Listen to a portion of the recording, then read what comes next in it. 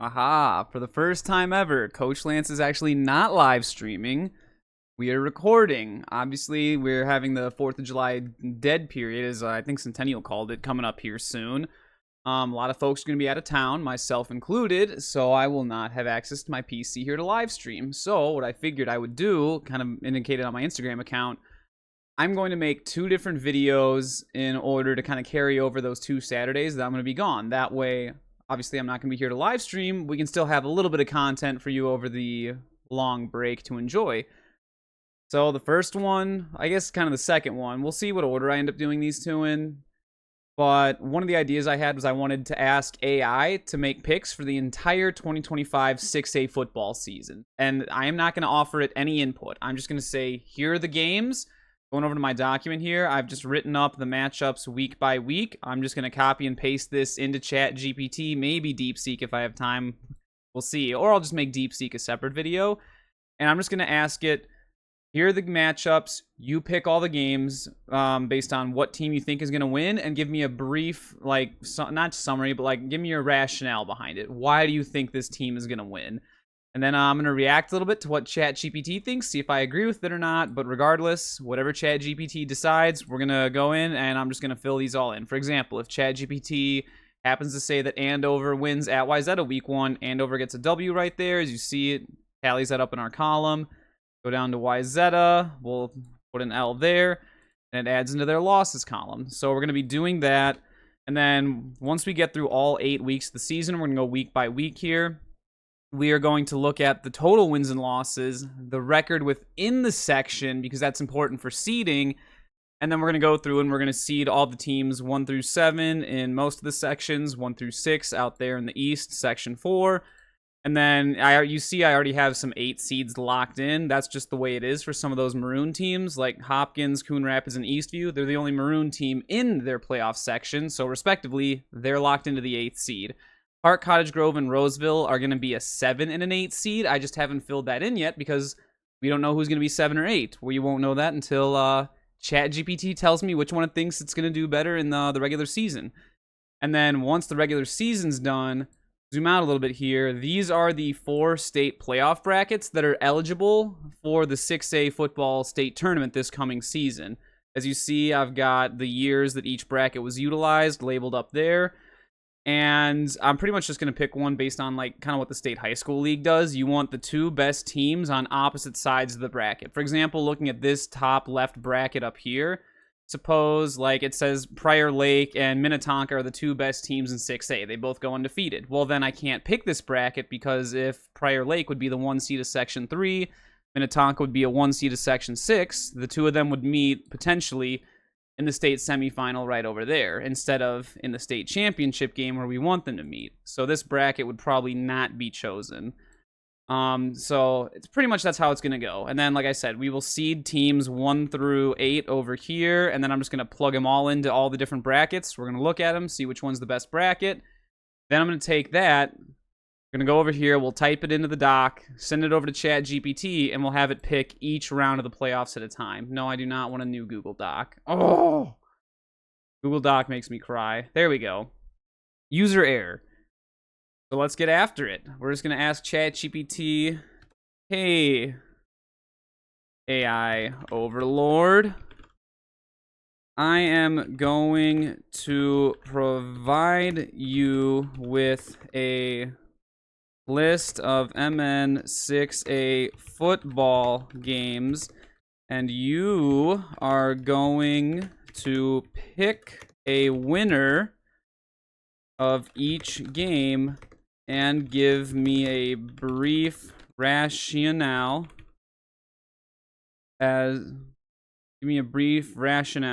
for your pick. I accept my fate as your predictive football minion.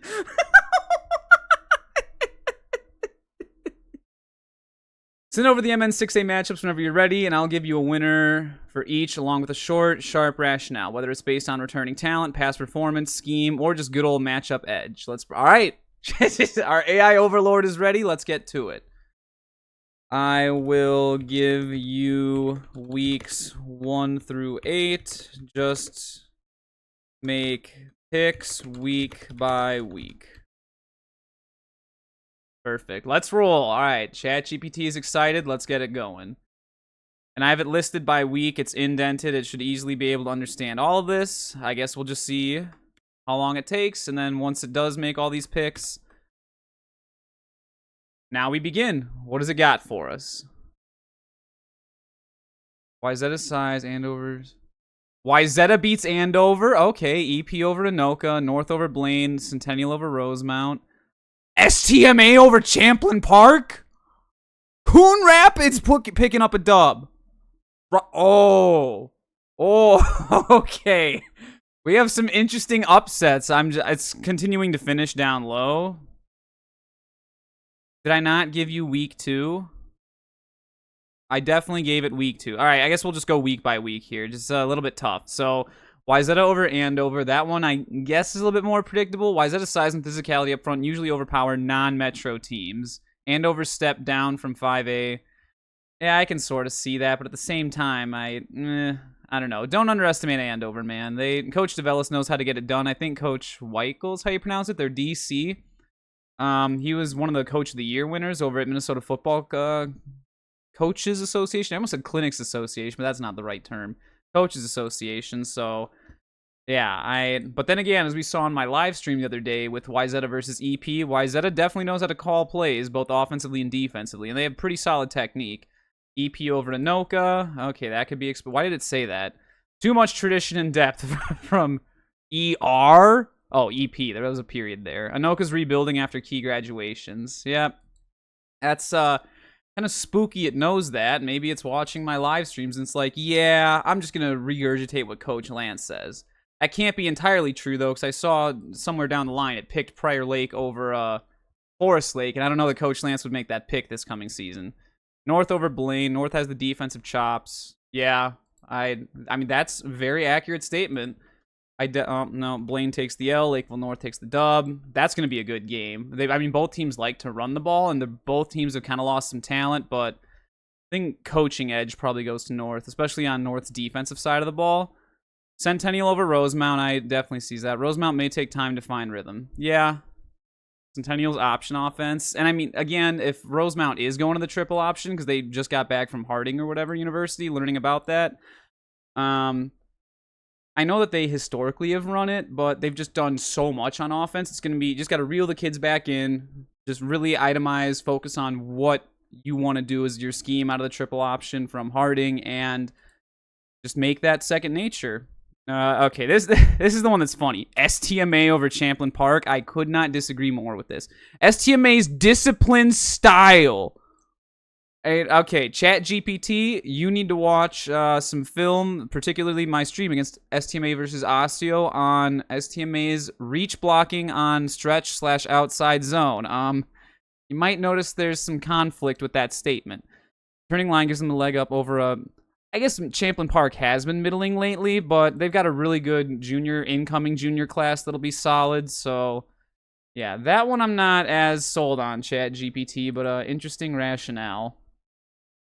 I mean, if STMA returned to their old I formation and their old 4-3 defense, I could sort of see that, but as is, I don't know. Okay, Coon Rapids over Osseo. Osseo struggled to defend mobile QBs.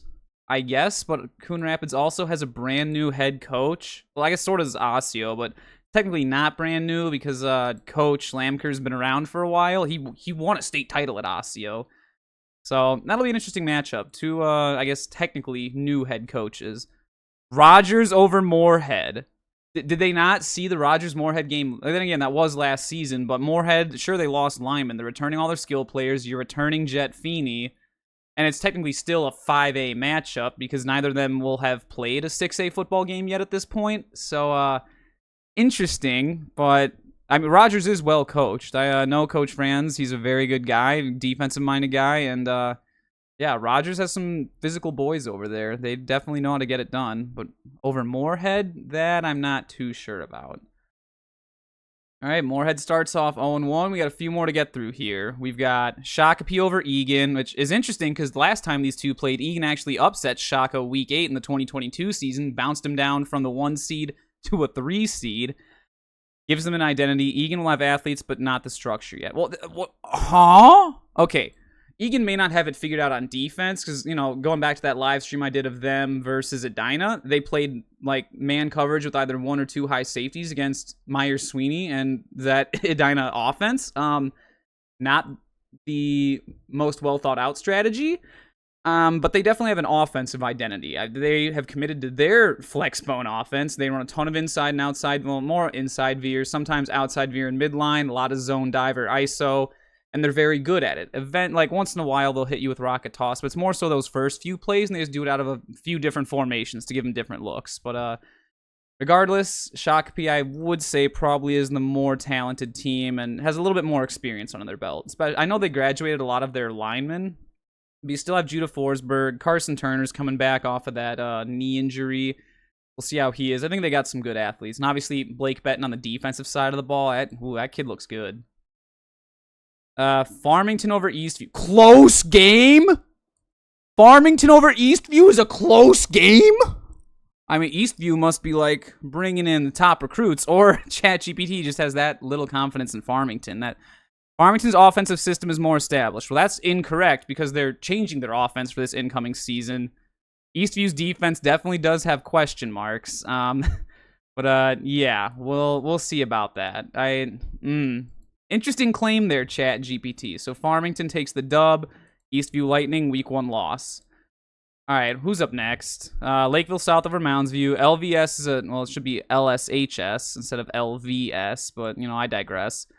Too fast, too physical. Moundsview lacks the firepower to hang. Well, I guess that's the first lopsided one it says. It's like, yeah, Moundsview just can't hang. So, you know, poor Mustangs. We'll see how that goes week 1. Obviously, we haven't had any camp yet at Lakeville South. We haven't even had a single summer practice at this point. So I guess we will, well, by the time the video comes out, we will have had stuff. But at the time of recording, we haven't had any practices yet. So I can't speak to any of that because I don't know how our team's going to look this season. Prior Lake is tough and tested. Well, they're definitely tough, but when it comes to the testing, well, as we saw in another live stream I did, we want to win state championships, but got to win more than one playoff game. Maybe ChatGPT will have them winning more than one playoff game in this round. We'll see. Forest Lake is improving, but not quite at the level of Prior Lake yet. I don't know. This is definitely one of my highlight matchups for week 1, just because it's been kind of a rivalry these last 2 seasons. Both have been very close games. This season might finally be the time, especially with this good senior class going through Forest Lake, where they can take it to the Lakers a little bit. I don't know about take it to them, but I think they're going to get the dub. All right, let's continue going through the rest of the games. Minnetonka over Eastridge. Tonka's talent is top. Well, yeah. Eastridge could be sneaky later, which I definitely would agree with. They have an easier schedule, especially weeks 3 through 8 in that, or I guess more 4 through 8. But week 1, probably not as much. So giving the dub over to the Skippers. They take a dub. Eastridge Raptors are taking an L at Minnetonka. That is rough. Okay, what's up next? Maple Grove over Stillwater. Marquee game. Grove's physicality and running back play push them over a Stillwater team retooling on defense. I would have said retooling on offense. I just think they need to work on their outside backer play on defense. They shoot them inside way too often and then have that inside backers try and contain the edge. And then you just have a less athletic kid trying to contain the edge, and that, as we saw against Lakeville North, doesn't quite work out all that well for him. So yeah, I don't know that I fully agree with that there, ChatGPT. Interesting take. I was surprised it didn't mention anything about their offense, especially with Nick Kinsey leaving. Are they going to go I formation? That's really what I'm, more the question mark I'm looking at, is how are they going to retool their offense? What did I guys mark up for? Edina, Hopkins Park, Roseville. 1, 2, 3, 4, 5, 6. Okay, no, I'm all caught up. We're good. White Bear Lake over Park Cottage Grove. White Bear has strong defensive returners. Park can't match up consistently. Well, that is true. I don't think Park is able to match up in the trenches, but we'll give that to White Bear. I don't know if White Bear is the best technique-wise, but they do play pretty hard. They'll get after it. Their inside zone, as we saw against Stillwater in one of my live streams, was pretty nutty. They don't do a whole lot offensively, but what they do, they try to execute as well as they can. Woodbury's speed on both sides should be too much. Roseville may struggle on offense. Yeah, that's true. Unless they're playing Hopkins, Roseville's offense isn't quite the best, but I think Roseville could make that game interesting. And then lastly, Edina has better overall depth and coaching stability. Hopkins is still finding their identity. I think Hopkins, like I've said this plenty of times, they're doing all the right things right now. Coach Chauncey and his staff are like doing the world. Well, not just doing the world, they're hot versus the world over there. I think that is their battle cry is just fantastic. And we're going to see some special things out of Hopkins in the years to come. It usually takes about 3 years for a program to like truly rebuild. So I guess we'll see what happens there, but only time will tell. Let's get on to week 2. All right. Andover's a bounce back. Anoka over Forest Lake. That is an interesting upset. So the Rangers starting 0-2. Rogers starting 2-0. Mismatch. All right. We'll break these down more as we go through them. Game of the week candidate. They know how to contain the flex bone. I guess ChatGPT did not watch the Lakeville South versus Egan matchup last season or the 2023 matchup of Lakeville South versus Centennial. Might have different viewpoints on that, but let's go through these one by one. So bounce back for Andover. Champlain Park lacks the dynamic offense to take advantage of Andover's secondary.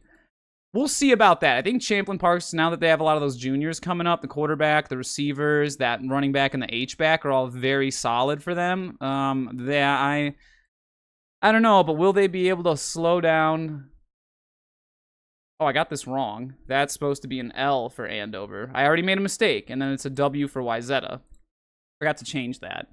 So bounce back for Andover. They pick up a dub there, and they're playing Champlain Park. Champlain Park takes an L. I don't know about that. I think Champlain might actually win those 2 games in real life, but Andover's just hard to predict. Well, who knows how they'll play in 6A. Anoka's physicality, not Forest Lake's physicality, but Anoka's physicality and home field advantage. Well, yeah, home field advantage. That it's a tough place to play over there in Goodrich Field. It's kind of a little bowl, in the Pumpkin Bowl. So yeah, grinder type game. I don't know about grinder type game because both teams are pretty up tempo, but all right, ChatGPT, if you say so. The Tornadoes get a dub, and poor Forest Lake Rangers are falling to 0-2 to start their kind of breakout season. Well, I guess what they hope is a breakout season. Rogers over Blaine. Rogers' defense holds up well against spread teams like Blaine. Ball control and clock win it. That I agree with. That's a very well said statement, ChatGPT. But that's an interesting claim. If Rogers' defense is able to hold up against spread offenses, I mean, just look at how many spread offenses you have in the Metro North. Spread. Sort of. Well, we don't know about Osseo, but okay, yeah. I mean, at least half of them, half of your opponents are spread offenses. So not too wild to claim. But Rogers over Blaine.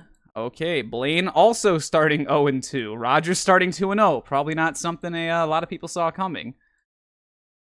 Centennial over Osseo. Mismatch in physicality. I don't know about that. Obviously, Centennial is one of the most physical teams in 6A, but you can't just shrug off Osseo. Osseo has a very good offensive and defensive line. I just think it's more so the technique over there that could be cleaned up a little better. But they got big kids and they're very physical. Centennial will probably wear Osseo down. That's what they're designed to do with the triple option flex bone that they employ. But yeah, I could have cleaned up the reasoning a little bit better there, ChatGPT. Forest Lake, we marked. All right, and that takes care of the Metro North teams. Let's go over to the Metro South. Prior Lake over Egan. PL's defense matches up well against Egan's skill guys. Too disciplined, and Prior Lake is too disciplined and sound. Have you seen Prior Lake's offense and defense? If you watch like an outside backer containing the flat for Prior Lake's defense, especially when they're in 3x1 sets, he gets way out wide. He looks to the sideline instead of reading the quarterback in zone coverage. That is a wild claim right there. Yeah, I don't think ChatGPT has watched much Prior Lake film, so we'll give ChatGPT the benefit of the doubt, though. Poor Egan drops 2 early to newcoming Metro South teams in Shakopee and Prior Lake. And that's not Shako. Where's Prior Lake? Here's Prior Lake. All right. The Lakers starting 2-0. Maybe they're going to break their 4-4, 5-3 curse. We'll see. Lakeville, Farmington can score, but North's defense is built to handle spread-style attacks. Yep, North by a TD or more. Yeah, well, it might be a little bit more than a TD, but I think it's a very solid assessment. Farmington's just, Farmington's Farmington, man. They may have solid offense over the years, but I feel like defense has always been kind of the question mark with Farmington. at least from a Lakeville South perspective, as I kind of showed on a live stream last night when I was talking with Mr. Rich, who applied for a job over there. Historically, Farmington's defense versus Lakeville South has, we'll say, has had opportunity for improvements. It's a good positive way to word it. Game of the week candidate. Yes, sir. We're going down to Vaughn Field, and Lakeville South is picking up a dub.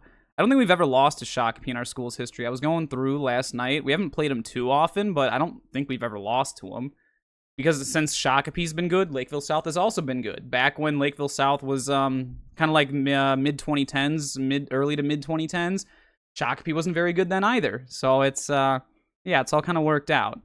I don't know, like I said earlier, I don't know how to contain the flex bone. Nowadays, I think we probably have a better understanding of it. But last year against Egan, definitely not a true statement. Boom, and then Shako takes the L. So, we got 3 teams starting 2-0 in the Metro South. That's going to be nutty. Who does Rosemount play over East? Rosemount's offense finds its groove. Yeah, that's definitely, this might be the most accurate statement I've seen. Eastview's not ready for that Rosemount physicality up front. That might be the most accurate assessment we've seen out of any of these games. I will definitely take the Rosemount Irish over the Eastview Lightning. Eastridge, Hopkins struggles against well-coached teams. Eastridge has more balance and talent. Eastridge is definitely a very well-coached team. They might trip over the complexity of their offense every now and then. But, you know, that's stuff you can easily clean up with terminology. Instead of a West Coast system with like 1,000 words in it, maybe just minimize it. Like instead, I think it was Coach Peterson at Bethel when I was first learning how to coach football. Instead of having like really complex play calls, he's like, we just itemize all that and just call it Packers. And we know when we call Packers, it's this play, this direction with all these other tags on it. I'm like, oh, that's really smart. Then you just need to know when we call Packers, this is what we're doing. Simple. Moundsview over Roseville. Moundsview defense forces mistakes. Yep, Roseville's still developing under center. Could get lopsided late. Yeah, I think that's a pretty fair assessment. So, Roseville Raiders pick up an L. Moundsview Mustangs bounce back after getting throttled by Lakeville South. What do we got up next? Stillwater over Park. Expect a shootout. Stillwater's offense more refined. Have you seen a Stillwater inside zone? I don't know if that is an accurate statement. There's definitely, there's probably an edge in playmaking, maybe an edge. I don't know, because both teams are pretty well coached. They got smart head coaches, and then a shootout.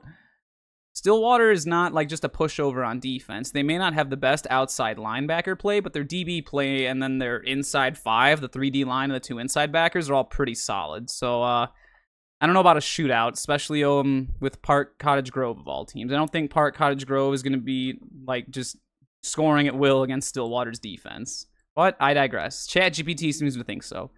Coon Rapids over White Bear Lake. Upset alert pick. The speed gives White Bear Lake problems in space, especially if they can force a few turnovers. I did not see that coming, but we just had our first, well, I guess no, because the week before they upset Osseo, but we have one Maroon team that is striking out 2-0 to start the season against non-Maroon opponents. Definitely did not see that coming. Yikes. Let's get on to our Metro West teams. This is what everyone's been waiting to see, all the big boys. Tough road trip. Woodbury over Moorhead. Woodbury has the athleticism over Moorhead to win in space.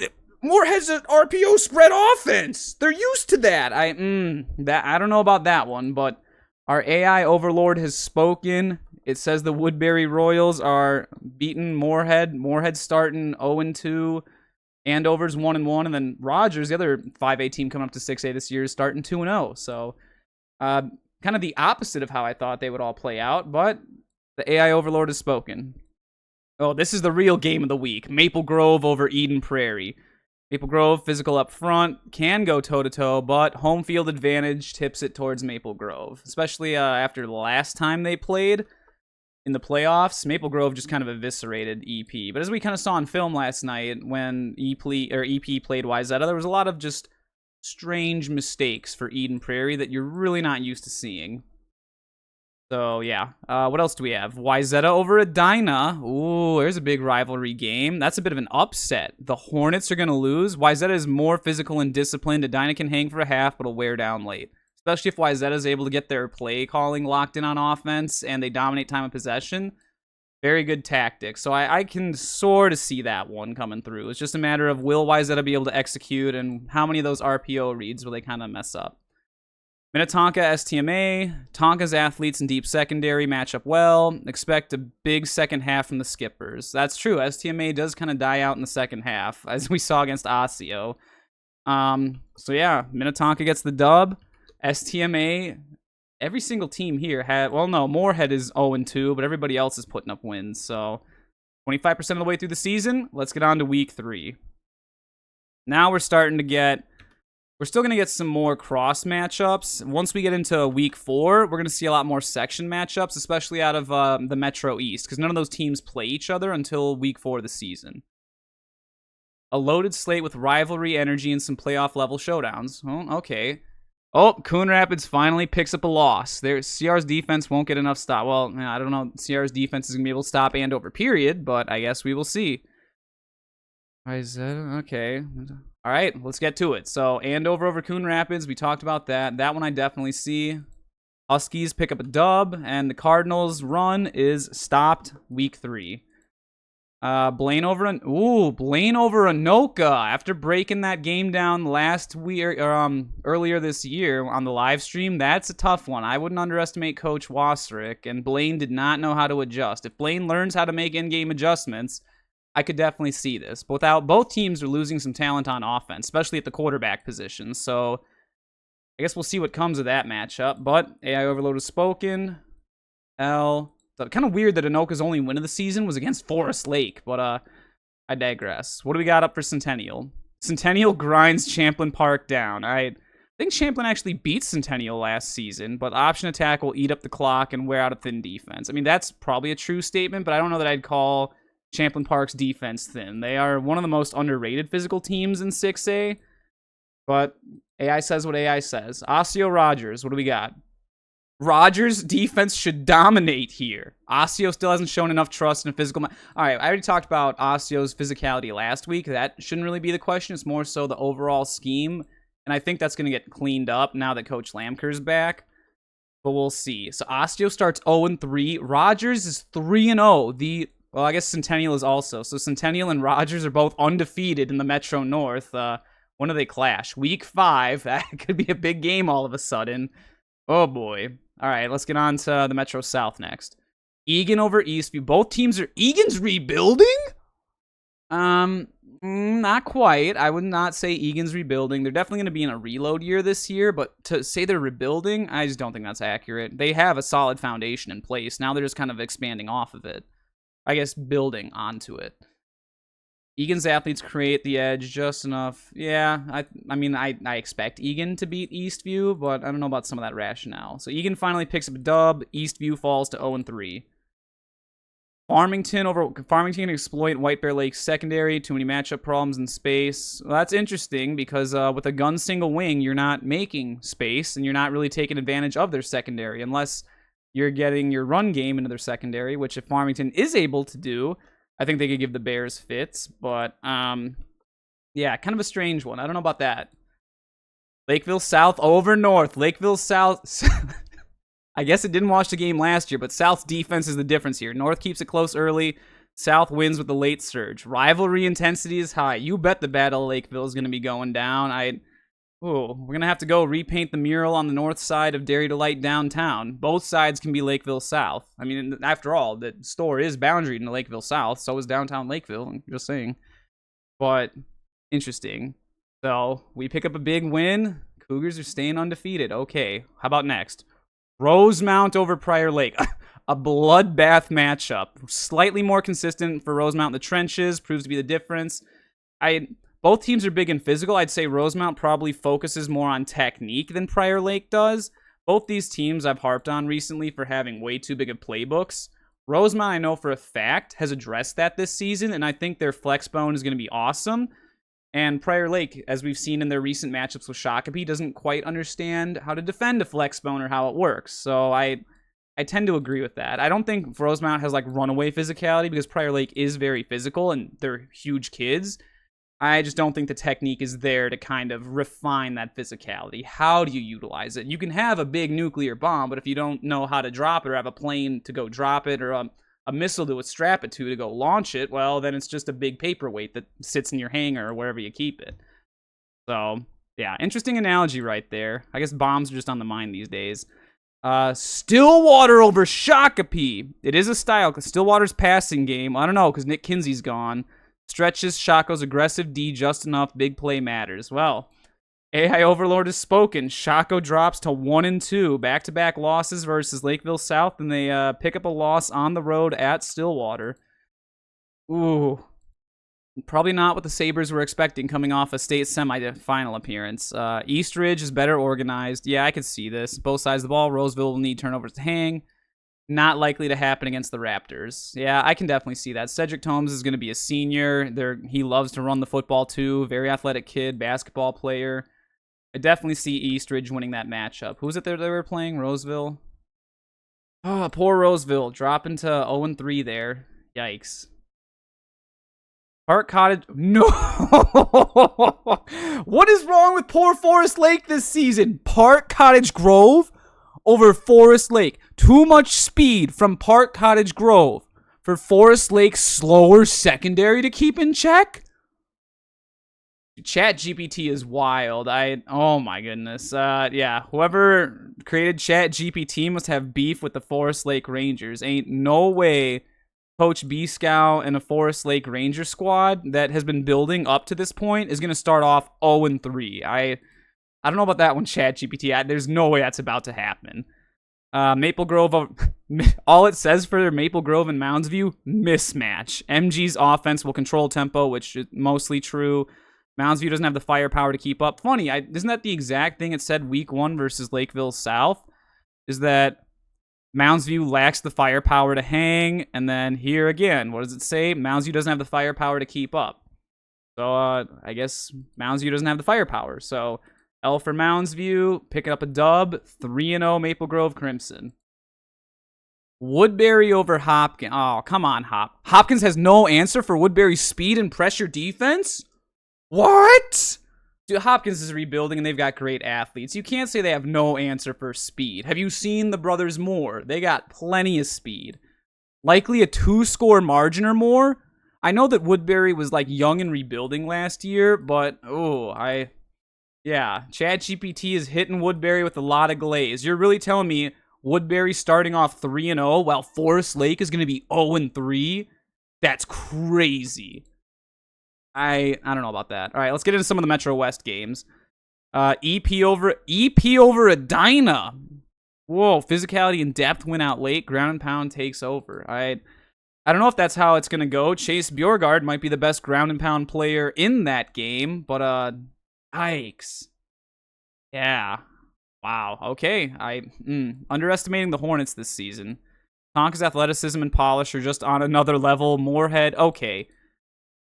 I don't know about the polish part. They don't run very many plays. They could work on the double teams a little bit, as I saw. And then defensive technique is pretty solid, but, they got Coach Lombardi over there. He knows how to get it done schematically. They'll be ironed out. Athleticism is definitely going to be the big thing for Minnetonka. But to say that Moorhead doesn't have athleticism when all their skill players are returning, interesting. But the big thing is keep pace on the road. You're going from 5A football up in Moorhead to playing in a Minnetonka stadium of 8,000 people. Yeah, it's going to be a bit of a culture shock for the Spuds, who this game, apparently ChatGPT thinks is also starting off 0-3. Both poor Forest Lake and poor Moorhead, 0-3. Even Park Cottage Grove got the win. Oh boy. All right, what was the last one? Wyzetta over St. Michael Albertville. All right. Knights, Wyzetta 3-0. Sneaky over here, and they're tied with Minnetonka and Maple Grove for the top of the Metro West, heading into a lot more conference play. So we'll see how these matchups go as we get along, but dang. Okay, Wyzetta, I see you. Coach Brown getting it done.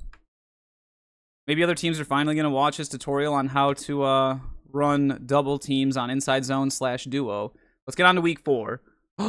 Oh, the big game, Centennial over Andover. It picked the Cougars. Okay, I'm already seeing some interesting... Dude. Lakeville South. Lakeville South. So, all right, let's get into some of these picks. So this is on the Minnesota High School Football Network podcast I did with Caleb. This was one of my picks for biggest game of the season. Centennial over Andover was actually my pick for week 4. I think it's going to be a great matchup. You have two very good football teams that get it done in the most opposite ways. Star Wars offense, light speed, 3-4 defense. Flexbone, run heavy, triple option offense with a mighty 4-3 defense. It's like opposite worlds colliding, and it's just going to be awesome. But in this one, Centennial's physical run game gives them control. Andover's got the athletes, but not enough to stop the machine. Ooh, that machine just keeps on churning like clockwork. And next thing you know, you've got a 4-0 Centennial Cougars squad. Might be important. Anoka over Osteo, that's pretty... Anoka's defense forces Osteo into mistakes. Yeah, that's true. They don't necessarily have consistency over at Osteo. Maybe they'll figure that out, but I don't know. For Osteo to start off 0-4 under the second herring of Coach Lamker tenure, or I guess under Coach Lamker's second tenure, kind of odd. I don't know if they're going to necessarily start 0-4, but AI Overlord has spoken. High-scoring battle. Coon Rapids High School, who averaged less than a touchdown a game last season. High-scoring battle. Blaine's air attack finds more success. CR struggles late in games. I mean, those are probably both true statements, but high-scoring battle and Coon Rapids, I guess we'll see. Blaine probably just has a good game plan going in. Because, you know, if Coon Rapids catches Blaine off guard, they're like, well, I guess we lost. We're not going to adjust. That's just, I don't know. We'll see what Blaine does this season. Maybe they'll figure out some adjustments. Rogers starts off 4-0. CP's offense hasn't been efficient enough to trust against a disciplined unit. Dude, I don't know too much about Rogers and how they operate, but ChatGPT is really big on Rogers. Like I said, we've got 2 4-0 teams in the Metro North between Centennial and the Rogers Royals matching up in week 5. That's probably a game for the 1 seed of Section 5 right there. Dang, that's going to be nutty. All right, let's get on to the Metro South next. Lakeville North over Egan. I don't know about mismatch in the trenches. Egan's a much better team. They got some good physical linemen. And North will dominate field position. That's something they're pretty solid at. And North always has a good defense. It was kind of a high-scoring game last year, but by that point in the season when they played, I think it was week 6, North already had a bunch of injuries, and so close game. Who's up next? Farmington South. Farmington has weapons, but Lakeville South will suffocate them with pressure and depth. Yeah, I do enjoy suffocating Farmington Tigers. South's control on both sides is the story. I mean, like I showed on the stats last night, that's not even a knock to Farmington. It's just historically, Farmington has 1 win all time against Lakeville South, and I think it was 2017. It was 2016 or 2017. Other than that, they have not won a single matchup against us. And we've played pretty frequently. How many times have we played Farmington? 11 times we've matched up, and we're 10-1 all time against the Farmington Tigers. So, yeah, that's all I got to say about that. Prior Lake makes it a slugfest, but Tonka's balance on offense, yeah, I definitely would agree with that. Prior Lake will be physical with the skippers, but, you know, without refined technique, boom. 2-0 Prior Lake drops to 2-2. Minnetonka rides off to a 4-0 start. That's big. Rosemount over Shakopee. It is a heavyweight clash, but Rosemount's defense keys in the flexbone, and they are going to be running a flexbone, so if, anyone knows how to stop it, Rosemount will, and these teams have matched up in the last 2 regular seasons and the year before that, so yeah, definitely going to have some familiarity there. I could see this. But for Shakopee to start off as 1-3, that does seem a little weird.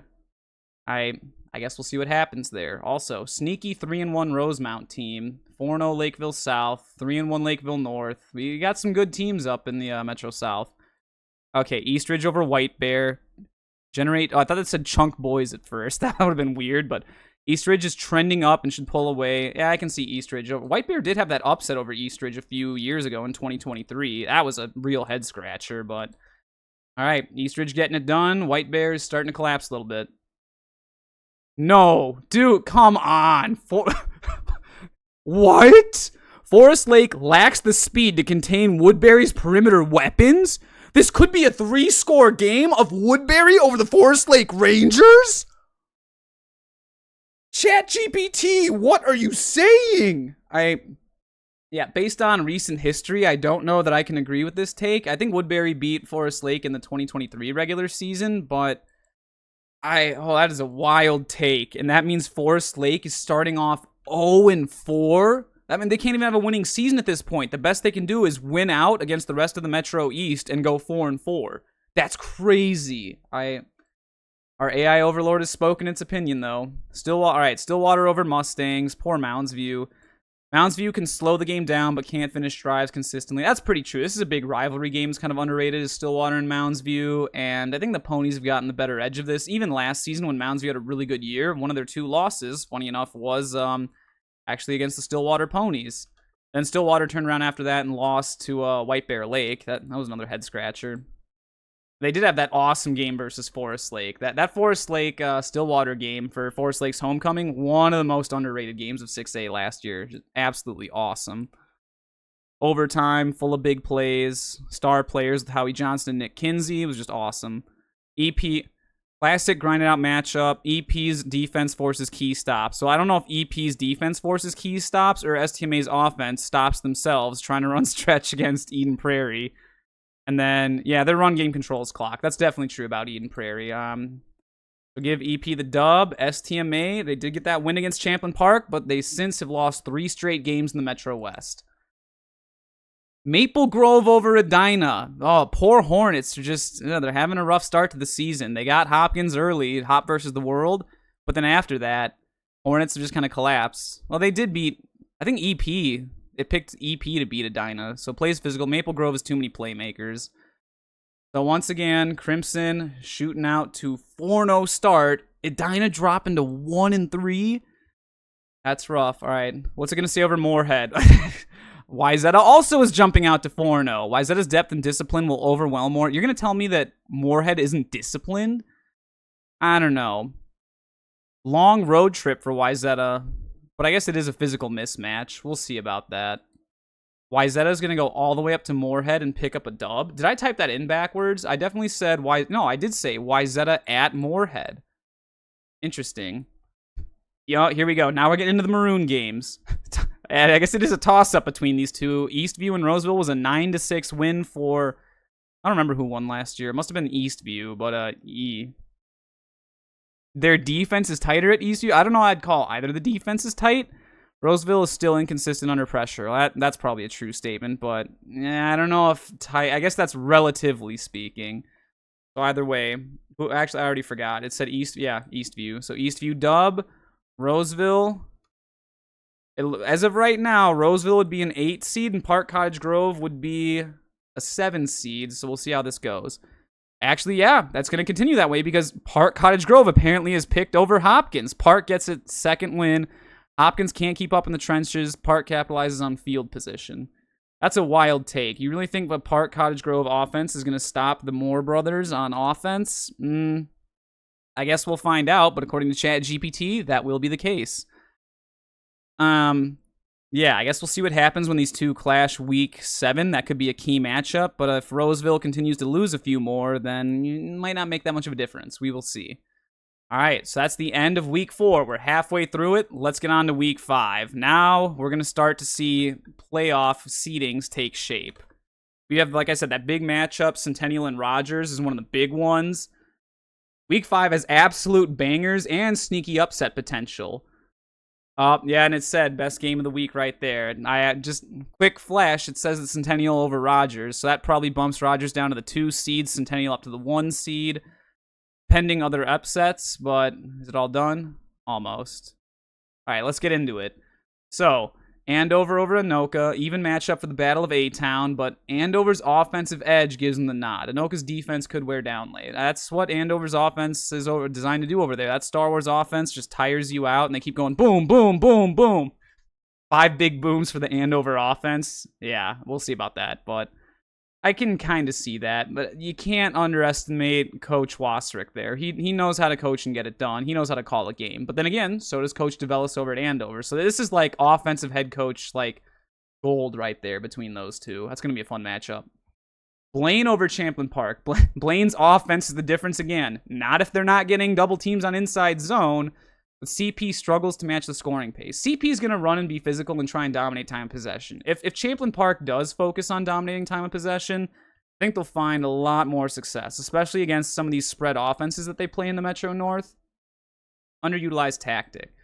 All right, as we said, Centennial over Rogers, best game of the week. Centennial's run game and defensive front control the tempo, just enough in a low possession battle. Definitely agree with that assessment. Rogers will make it interesting. They're both physical teams, but ultimately I do think that Centennial has probably that 6A experience, and Rogers, who do they play before Centennial? Moorhead, Blaine, Osseo. Champlain Park will be their physicality test right there. Week 4, that's probably the more physical than any of those three.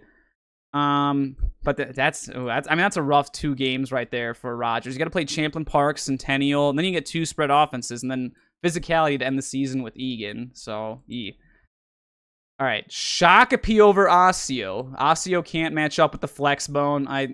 Did Osseo already play Centennial? Yeah, as we saw, that's kind of the way it went. So 0-5 Osseo Orioles look like they're destined for a 7th seed. But then again, Champlain Park is also 0-5.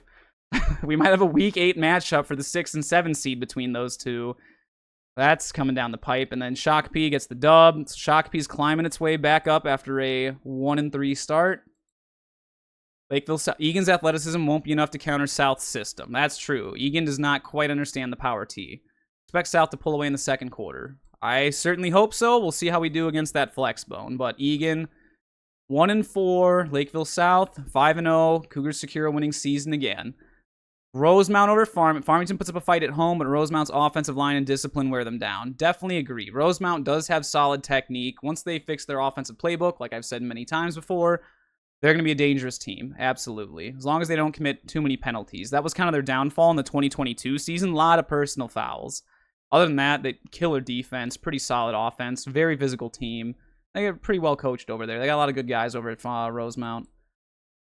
Rosemount picks up the dub. Tigers, another L, dropping down to 2-3. Yeah. All right, what's up next? Lakeville North and Prior Lake. Great matchup, but North's defense edges out the PL big play potential. That's true. Prior Lake's going to try and hit him with toss or a halfback wheel out of the backfield when they get desperate. Coach Vossen will be ready for that, and North takes over on defense. All right. Definitely see that happening. Boom. Yeah, that Prior Lake State Championship isn't looking too hot at 2-3. We might not even have a top 4 seed in our section, but we'll see what AI says as we go along here.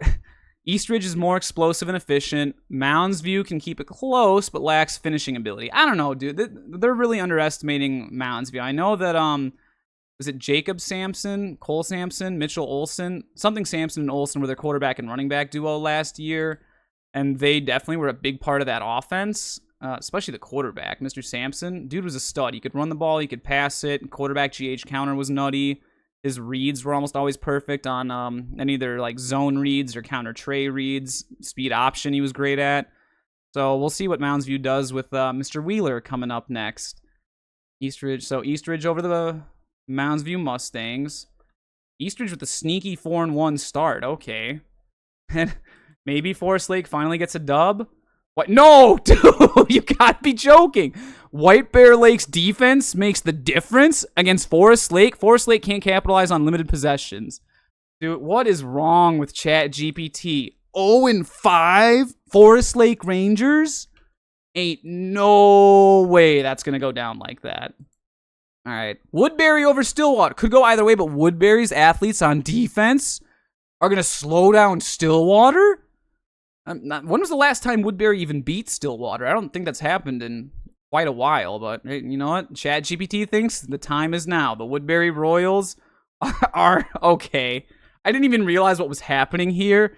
How is Woodbury 5-0? Like, I get they've played Roseville and Hopkins, but you said they're going to dominate Moorhead. They're going to beat Forest Lake, who apparently ChatGPT doesn't think too highly of because it has them at 0-5. But then they're going to beat Stillwater?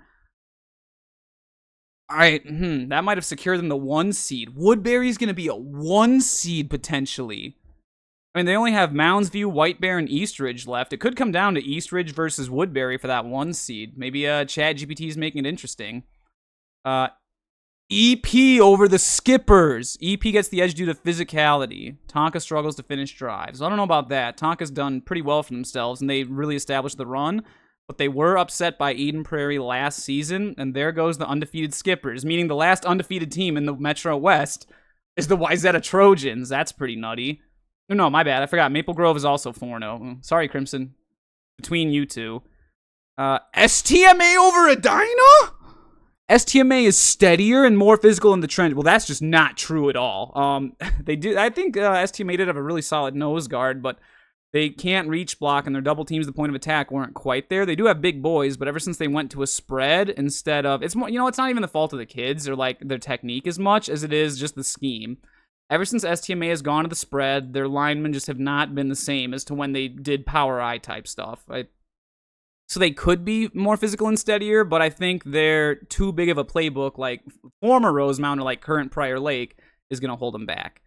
But to say Edina's going to get out-muscled, have you seen the way Edina's O-line and D-line play? They're pretty solid. I don't know if I agree with that one, but AI has spoken. STMA gets a win over the Edina Hornets. All right. Maple Grove over Moorhead. Too much Grove. There is too much Grove. Moorhead has talent, but Grove dominates line of scrimmage, wears them down. Really, Maple Grove is going to go all the way up to Moorhead and pick up a dub. And just like that, we have an 0-5 Spuds and a 5-0 Crimson. All right. Did it pick Wyzetta? Park is scrappy, but Wyzetta is too deep and balanced. Should be a comfortable win. Well, you got me there. Everything that ChatGPT just said is true, but so Wyzetta and Maple Grove play week 7. That might be a key matchup coming up here. Coon Rapids over Eastview's offense can't keep up if Coon... Oh, that's probably true. Eastview's offense is kind of non-existent. Athletic mismatch favors Coon Rapids. Probably a fair assessment. So we're going to give that one to the Cardinals. Eastview still trying to struggle to find his footing a little bit. Then we got the rivalry game. Hopkins struggling to find rhythm. Dude, they must not be watching any of Hopkins' hype videos or any of the Penn Avenue Productions videos on Instagram. There's a lot of things going right over there at Hopkins, but to say that they're just continuing to struggle with all that stuff they're building, I don't know about that. ChatGPT is just not a fan. Roseville puts together just enough offense. That is a fun rivalry game. Hop and Roseville will be bumping, but Roseville picks up its first dub. Hopkins is also 0-5. Don't worry, that's not too shabby because Moorhead is also 0-5, as is Champlain Park. So we have a few teams bringing up winless records thus far. Actually, Osseo and Champlain Park. Forest Lake, for some reason, is 0-5. Moorhead and Hopkins. A lot of winless teams thus far. All right, so that's the end of week 5. Let's get into week 6 next.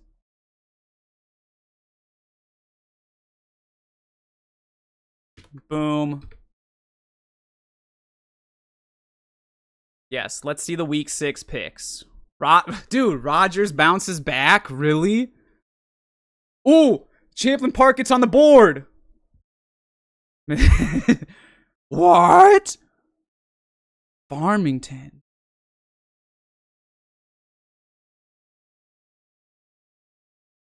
Okay, there's a bunch of interesting takes here. We got a lot to go over and a lot that I might disagree with.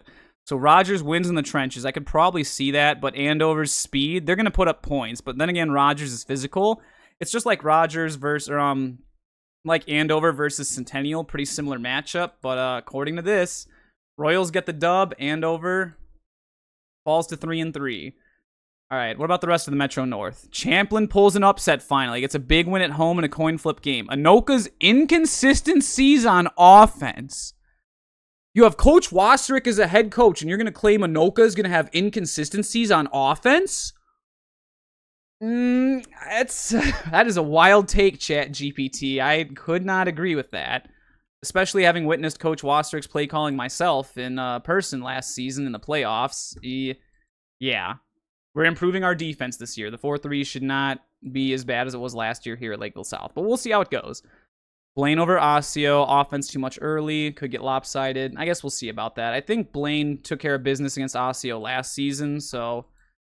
Alright, makes sense. And then, Champlain Park got the upset. Who did I mark a W for? Oh, I put an L for Centennial. Well, that's just not true. Centennial's getting a dub over Roseville down here. We saw that. and it just straight up said mismatch. Centennial's ground game is good. Let me double check my picks really fast, but yeah, Centennial's ground game steamrolls a Roseville defense that struggles with physical fronts. Yeah, all right, I agree. Rogers over Andover. Here's the mistake. Champlain Park upsets Anoka. That's where I messed that up. That's right. Champlain gets the dub over Anoka, and then Blaine over Osseo. That's good. And then Centennial over whoever that was. Roseville. Yep, that's all accurate. And Roseville's now. Yeah, all right. Metro North is looking good in week 6. Farmington over Egan? Farmington's QB play gives them an edge. Egan lacks finish. What do you mean Egan lacks finish in the red zone? They're a triple option team. They're built for that. Interesting take, but okay. AI Overlord has spoken, and it's at Egan too. I don't know about that one, Chief. Rosemount's defense is up to the task. That they are. Close playoff game or type game. Home field pushes the Irish across the line. I think so too. Sneaky good Rosemount is now up to 5-1, and that's a big seeding game. That currently bumps Lakeville North down to the 3rd seed. Rosemount is trailing behind in the 2nd seed, and they're only 1 game behind those pesky Cougars, who apparently just picked up a win over the Edina Hornets. Speed and discipline are too much for Edina's solid but outmatched unit. Why does it keep saying that Edina's outmatched? Edina is not a bad team. They're well coached. They have a lot of talent. They're like the 5th or 6th biggest high school in the state of Minnesota. I don't know about that one. Maybe it thinks Mason West is not playing football. I'm pretty sure he is playing football. But I don't know. Okay, this is just misinformation. Prior Lake is not a 4-3 defense. Prior Lake does not handle Shakopee well at all. This is just full of misinformation. Shakopee is going to run a flex bone, and Prior Lake is physical, but Prior Lake does not run a 4-3 defense, and they do not handle Shakopee well. If you go back and you watch just the first drive of the 2024 matchup, you can tell Prior Lake is moving their DNs around and has no idea. Shakopee hits them with inside veer, counter option, and then they score. Yeah, inside veer, counter option, and they score just on that. And you're just looking at Prior Lake having no idea. It's like they never told the DNs or the C-gap defender, hey, if you're left unblocked, it's inside veer, you're being read. Does Prior Lake know what an inside veer is? ? Maybe, maybe not. But if your arch rival only runs a triple option flexbone offense, inside veer is one of their top plays next to rocket toss. Might pay to learn that. Either way, Shakopee gets the rivalry dub over the Lakers, and now Prior Lake, after starting off strong with a 2-0 season, has dropped 4 in a row in section play. That's pretty rough. And that wraps up the Metro South. Let's go over to the East. Eastridge over Forest Lake. Potential 2-score margin for the Raptors over the Rangers. Forest Lake has a hard time matching the pace. Have you seen Forest Lake's offense? They're pretty stout. Mr. Johnson is returning at quarterback. They've got Howie Johnson on the defensive side. Dude, there is no way we have an 0-6 Forest Lake Rangers. That's unbelievable. Wow. All right. The Woodbury Glaze continues, and the Royals are dropping off, or shooting up to 6-0. Skill guys on offense are too explosive. Mounds View does play tough, but I guess that's kind of the big question mark with Mounds View. Without Mr. Sampson or Mr. Olson, what are they going to do to generate offense? You can't necessarily, if the new quarterback coming up isn't much of a runner. I found some JV footage of him on Woodbury's YouTube channel. He doesn't look like as much of a runner, likes to throw screens and backside hitches, which, against Lakeville South, we do kind of give that stuff up. We shouldn't this season with the 4-3, but maybe they're looking at some of that. We'll see. But without those plays like speed option, quarterback GH counter, I don't know if I can see Mounds View's offense being as explosive this year as it was last year. So I might have to agree. But then again, I don't know what Woodbury's going to look like at all. The Royals are just a big question mark for me next year. Still, White Bear will slow it down, but they're not upsetting Stillwater this season. Stillwater's experiencing big play capability wins late. We'll see about that, because when White Bear traveled to Stillwater last season, week 6, we had quite the upset. I broke down that whole game. White Bear Lake is just inside zone, inside zone, inside zone. And Forest Lake is what do we do? Well, apparently not stop inside zone. Yeesh. So that wraps up the Metro East. Let's get into the big boys out west.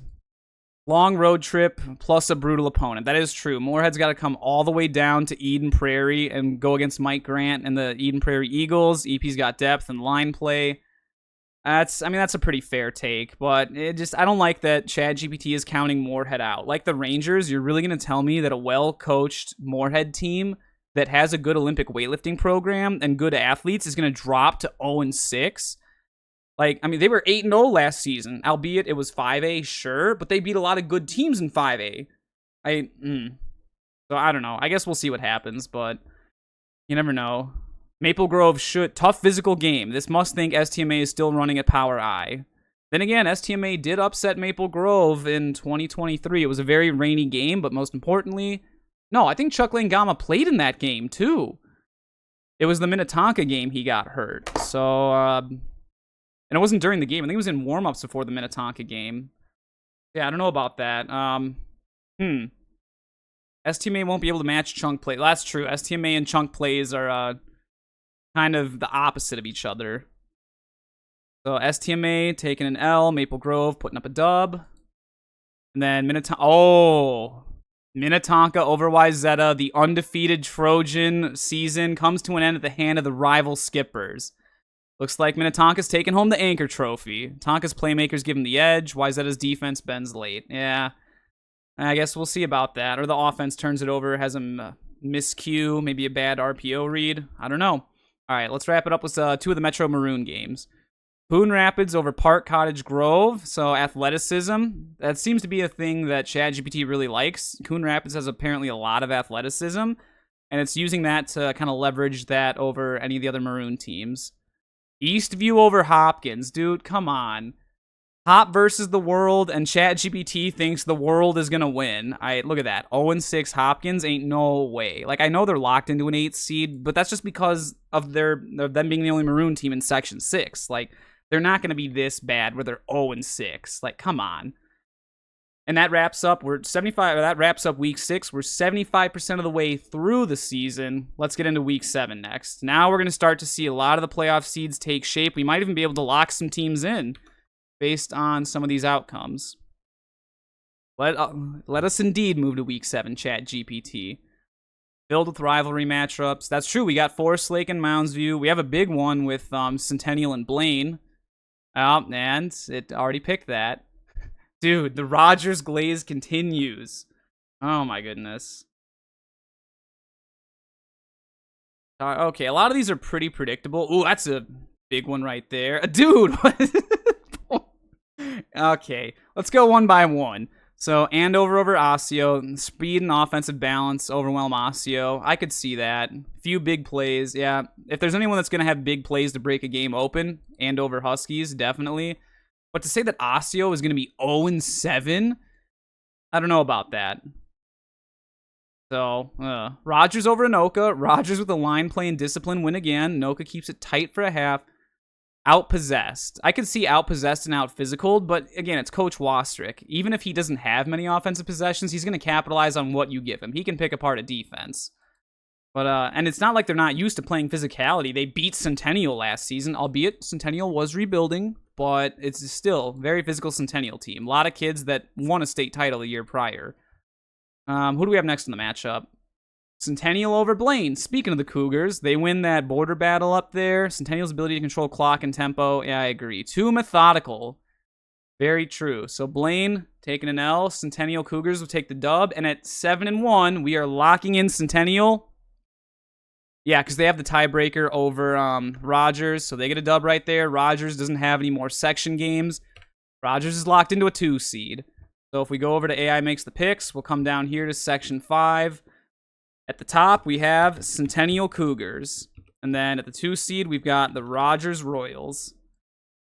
See what else we can start to lock in here. I put them both over on... Yeah, all right. Champlain Park's up next. Lakeville North is winning Champlain. I don't know if it's a mismatch up front. Champlain Park is still physical. North is always physical, but to call Champlain Park not physical or to say it's a mismatch, I don't necessarily agree with that. I think it'll be a closer game, but we'll see if Champlain Park can stop the run. They couldn't stop the Power T. Maybe they'll do better against a Power I with Lakeville North instead of Lakeville South, but who knows? We'll see how that plays out. Either way, Rebels pick up another loss, and they have a date with Osseo for the battle for the 7th seed in Section 5. And then Lakeville North picks up a key win, tries to maintain that 3rd seed. I don't know if anyone's tight by them. Shakopee is sort of close. Shakopee and Farmington are going to fight for a spot. They have a matchup coming up actually this season, or this week. Who do they pick? Rosemount over Egan first. So Egan, even though they've kind of taken it to Rosemount these last 2 seasons, Rosemount gets back on the board. 2-score win behind field position and short fields. Rosemount and special teams may not be the most synonymous, but okay, Rosemount getting it done. And I can't mark off either Lakeville South or Rosemount as the winner of this section yet because they're matching up week 8. That might decide the 1 seed of section 3 here. Shakopee over Farmington. Farmington moves the ball, but Shaco's flexbone and grind out style keeps the Tigers off the field.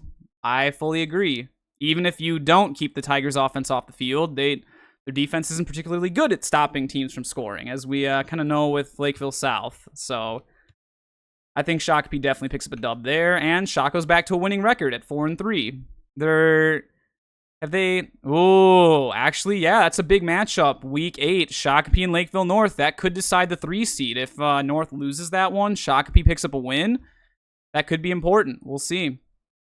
North won its 2 games against non-section teams, but I think Shaco might have a better section. That's what I have section record, SECT, REC. That stands for section record.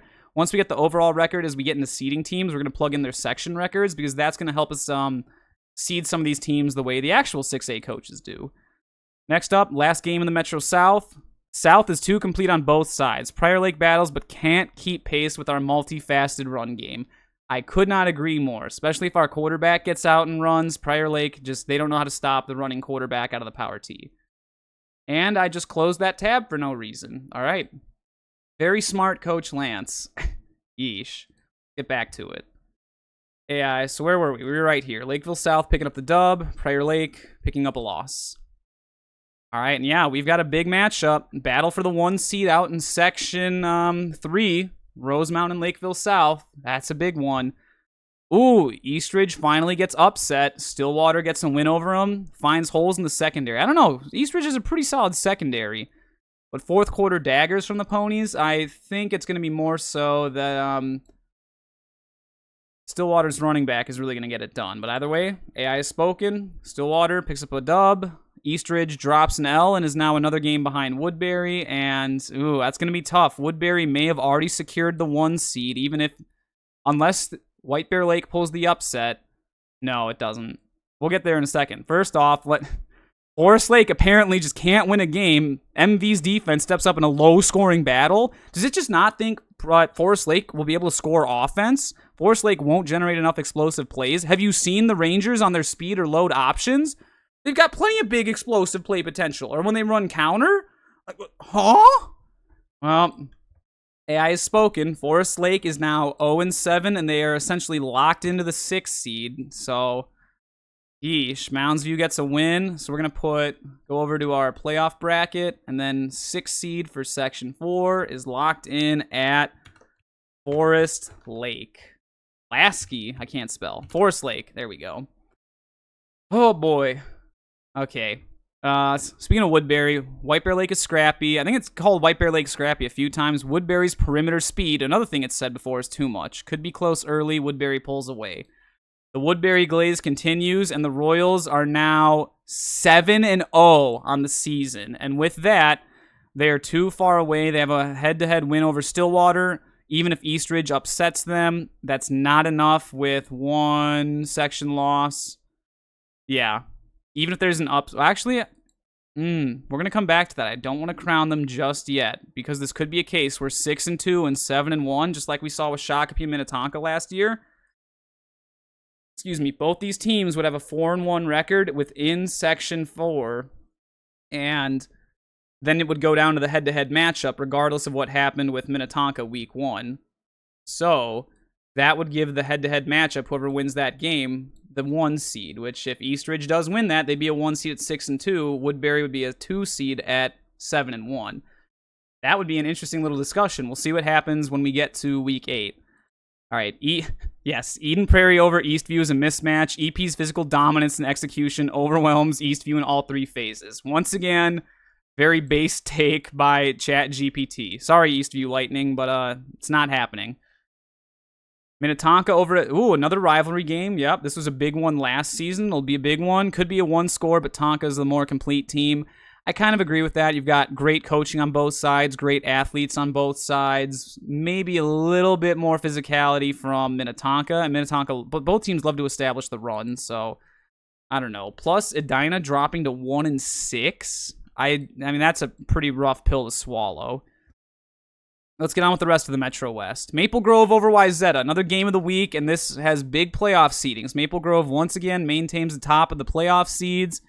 And Wayzata, after starting off with such a great season, drops 2 in a row to Minnetonka and Maple Grove. So Wayzata, nice 5-0 start, and then drop 2. Maybe they'll bounce back against EP. I guess we'll see. But you don't want to be 0-3 going into the playoffs. You want to have some momentum. Okay, STMA over Moorhead. STMA's physicality travels well. Oh, really? Like their reach blocking? I don't know about that one, Chief. Moorhead's passing attack can't sustain against the Knights. Huh? Okay, STMA does have a pretty solid defensive line, but I don't know if they've quite figured out how to run the 3-4 defense yet. If they do figure out how to generate some good pressure out of it, which kind of built in naturally, they should be pretty solid, but enough to stop Moorhead's RPO offense, I don't know about that. But AI Overlord has spoken. The Knights get 3 wins in the season. Moorhead drops to 0-7. And with that, actually, I was going to say they're locked into an 8 seed, but we could have 2 1-7 teams depending on how Edina and Moorhead play out week 8. So it's coming down to the wire. Let's get these last 2 Maroon teams. Coon Rapids over Hopkins again. Dude, Hop versus the world. AI is not believing in it. That's so unfair. They're doing so much right at Hopkins, and ChatGPT is just having none of it. Oh. Once again, speed and Coon Rapids and aggressiveness and creating chaos. I don't know about that. I could sort of see Hopkins struggling to handle pressure, but, you know, I don't think Coon Rapids is the team that's bringing pressure. So, I digress, but nevertheless, dub to Coon Rapids, lost to Hopkins. This is a big one that decides the 7 and 8 seed of Section 4. Who wins? Roseville gets the win over Park Cottage Grove. Interesting. So with that, what are the records of the 2 teams? They're both 2-5. So as of right now, we'll have to look at records, but most likely with that head-to-head win, Roseville is looking at a 7th seed. Park Cottage Grove is going to drop to an 8th seed, even if they do have wins over better teams like Forest Lake and... Did they beat Stillwater? No. Who beat Stillwater? I don't remember. Somebody... Which one of these 2 played Stillwater? No, Park lost to Stillwater. They beat Forest Lake. That's right. That's what it was. Even with the win over Forest Lake, but according to ChatGPT, that's not that impressive because Forest Lake is 0-7. So, yeesh. We got a lot on the line here. We're going to get into week 8, and then we're going to finalize all of our seeds, and we're going to start drawing up some playoff brackets. This is where things get big. Oh, a lot of key matchups. What do we have, ChatGPT? Week full of heavyweight clashes, rivalry, fireworks. It's true. Playoff positioning is on the line.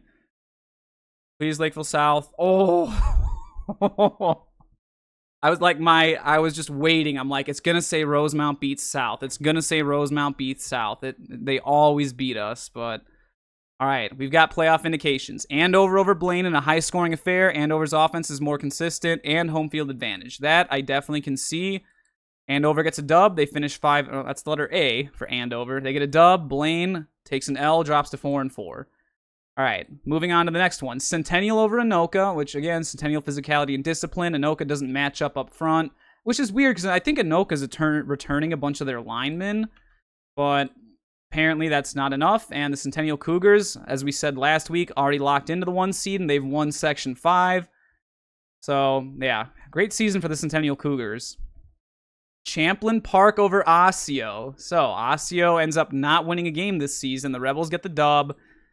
Orioles drop, and they are locked in now as the 7th seed. Champlin Park is locked in as the 6th seed, even though they have the same record. No, I'm wrong. All right, we'll come back to this. Anoka actually lost the head-to-head matchup to Champlin Park, and with that loss to Centennial, Anoka falls all the way to a 6th seed. Champlin Park would be a 5 seed. And then between Andover and Blaine, Andover has the head-to-head matchup win over Blaine week 8. That means Andover's a 3 seed. Blaine falls to 4. that would be your seeding, regardless of what Rogers does against Moorhead, because, 6-2 over here, and it's a non-section game. Rogers already locked in the 2 seed. And apparently Rogers is going to beat Egan. So, nice 7-1 season. Why did it think? Because both those teams are physical. Rogers' strength and control up front. Well, as if Egan doesn't have strength up front and controls the ball? Huh? Are you sure you don't have the 2 teams mixed up? I'd almost say this is why Egan would win the game and not Rogers. But run heavy clock controlling win? That sounds like classic Egan, but okay. AI Overload has spoken. Prior Lake should beat Farmington. They kind of took it to them in the first round of the playoffs last year, so no surprise there. Farmington takes an L. And then there's no way. I mean, look at that. Egan at 1-7. 3-5 Farmington's believable, but Egan 1-7? Really? Oh.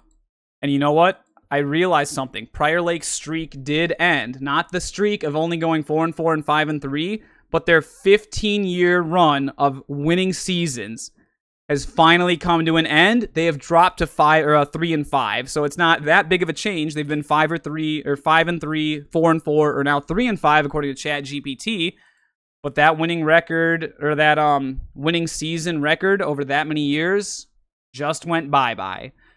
Oh, that's a rough finish for the Lakers. All right, let's take a look at the last 2 matchups in the Metro South, and then we'll start doing some seeding. Lakeville North over Shakopee. Shako struggles against physical defenses. That is true, and if there is a physical defense, Coach Vossen and the Panthers, especially if they run some of their prowl defense against the flex bone, you're not sure who your first-level defenders are to read on your veers or your midlines.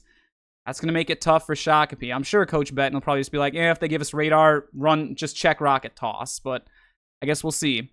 Lakeville North over Shakopee. Dub, Shakopee, L. All right, 4-4 Shako, 6-2 North. Yep, so North kind of secures their 3 seed. Depends on game of the week. South edges Rosemount in a heavyweight war. Slight edge to the Cougars' defensive front. We do have a lot of returning D linemen, so I can definitely see that, but you never count Coach Erdman and the Irish out. This is rivalry football right there. Lakeville South and Rosemount, physicality. That's going to be a fun one. And with that, Lakeville South, also 8-0, secures a 1 seed. At the 2 seed at 6-2, well, also at 6-2 is Lakeville North, but Rosemount is 6-2, who won the head-to-head matchup. Week 6, Rosemount won the head-to-head matchup. Therefore, Rosemount actually gets the nod at the 2 seed. Lakeville North drops to the 3 seed. And then, who do we have next? We have 4-4 Shakopee, so they're up next. They're going to be a 4 seed. Even though they lost to Stillwater, they win. I got to look, and actually, I haven't done the section records. That's something that I'm forgetting. So before I go any further, we're going to measure up the section records. So first of all, section record for Centennial is 6-0. They didn't lose any section games. Same with Lakeville South. Their section record is 6-0 against the Metro South teams. Andover was 1-0, 1-0, 1-1, 2-1, 2-2, 3-2. They're 4-2 in their section. Anoka, 0-1, 1-1, 1-2, 1-3, 1-4, 1-5. So, 1-5 there. Blaine, 0-1, 1-1, 2-1, 3-1, 3-2, 3-3. All right. Middle of the pack there for Blaine, Champlin, 0-1, 0-2, 0-3, 0-4, 1-4, 2-4. So Champlin at 2-4, and who are they with? Anoka 1-5. So yeah, that's another reason. Not only does Champlin have the head-to-head over Anoka, they have a better section record. So that's how important any of those matchups are in any given week. And then Rogers, they should be 5-1 because their only loss was Centennial. So yeah, they're 5-1 in that section. Nice 2 seed for the Royals. Okay, great season. Then Osseo, well, 0-6, so they're obviously the 7th seed, and that's pretty consistent with the seedings. Yes. 3 is 4-2, 4 is 3-3, 5, 6, 7. Kind of interesting. They all had different section records. There were no ties with section records. We'll see if that continues as we go along, but let's go over here and let's add it up. So we have Centennial, we've got Rogers, number 3 seed was Andover, and then 4 was Blaine. We have Andover, Blaine. So those are the teams that are going to get home field advantage. And then 7 was Osseo.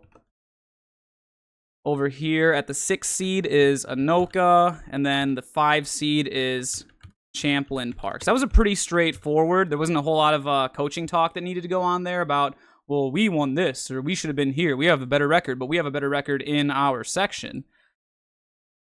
So not a whole lot to complain about there. Who was Egan's one win? Eastview, which is not, even though that's a section team, it's not in the district. So we're going to say they're 0-6. I'm not going to count Maroon teams, even if it is within your section. So, yeah, have at it. I did the same with Coon Rapids up here. They're in Section 5, but it's a Maroon team. We want to focus on the non-Maroon matchups when we're seeding 1 through 7. What else we got? Farmington up next. So they were 3-5. They 0-1, 0-2, 0-3, 1-3, 1-4. So they were 1-5. So not very good there in terms of section record. They did win their 2 non-section games against Eastview and White Bear, but those aren't all that impressive of wins. Lakeville South, as we said, is 6-0. Rosemount was, who did they lose? That was Centennial, which is a non-section game, and the only section loss was Lakeville South, so that's 5-1 in the Metro South. Lakeville North is up next. How did they do? They beat Champlain and they beat Blaine, so that means they were 4-2, because 1, 2, 3, 4, and then they lost to Rosemount and South. So that is a solid 4-2. Are we going to have a 3-3 as well? Is Shaco 3-3 against the Metro South? 1, 2, 3, and then, yeah, there's no, like, repeats or ties within these. And then Prior Lake's going to be 2-4, right? Ain't no way. 1, 2, then 1, 2, 3. Well, they are. They're interesting how that happened. So, 1, 2, 3, 4. The worst was Egan. So Egan's all the way to 7th seed. That's not a scrappy Egan team is not who I'd want to see as a 2 seed in the first round of the playoffs. That's going to be interesting. Farmington beat Egan, so that edges them up to the 6th seed. And then Prior Lake beat Farmington, right? Yeah. Prior Lake beat Farmington, so Prior Lake is up at a 5 seed. Not going to get a home playoff game, Lakers, but, you know, with 3-5, you shouldn't have a home playoff game. So let's go ahead and we'll add in the Metro South into our bracket. So at the 7th seed, we have Egan Wildcats. At the 6th seed is the Farmington Tigers. 5 seed, you've got the Prior Lake Lakers. All right, 4 seed, Shakopee Sabres. Up in the 3rd spot, Lakeville North Panthers. And then 2 heavyweights in the top 2, Rosemount at the 2nd seed. Lakeville South has another season. So we have 2 8-0 teams in Section 3 and Section 5. That's pretty nutty. We'll see if we have undefeated teams coming out of Section 6 in the West, and we'll see what happens with Woodbury week 8 here. We still got to get onto those sections, and the East is actually the team or the section that's up next. So let's go take a look at Metro East and these Section 4 teams. Like we said, the only one locked in right now is Forest Lake. So let's see. Woodbury over Eastridge. So Woodbury wins the rivalry game after a few. Well, I think they won it in 2023. Eastridge, I think, smacked them in 2024. Special teams could be the swing, but Eastridge has taken an L, fallen to 5-3. Woodbury caps it at 8-0, and they lock in the number 1 seed, going 5-0 in the Metro East. Dang. So, well, we'll do the rest of the teams first before we go lock into sections. We'll see where Forest Lake where Eastridge falls. I want to do the rest of the teams first. But, dude, Stillwater over Forest Lake. You really picked Forest Lake Rangers to go 0-8 in Howie Johnson's senior year. Like, ain't no way. You're telling me, look back there at all them scout playbooks. You're telling me in the 2nd row there, that yellow binder, Forest Lake against these other teams is going to go 0-8? Huh? Like, what? I don't know about that, but Stillwater is too polished. You must not have seen Stillwater run inside zone, but I digress. Stillwater gets a dub. They're at 6-2. The Rangers fall to 0-8 in the regular season. Maybe they'll have a surprise playoff run. You never know. As a 7, they're going to be a 6 seed, so they're going to have to go to a 3 seed. Who are the 3 seeds thus far? You've got Andover, and that'd be a fun matchup. Andover and Forest Lake, and then Lakeville North. That'd be funny if we ended up with Forest Lake, Lakeville North again, but we'll see how the brackets play out. Anyways, back to our picks. We've got, who else left? We got one more matchup over here. That's Mounds View over White Bear Lake. It's a close, low-scoring slugfest, but MV wins field position and turnovers.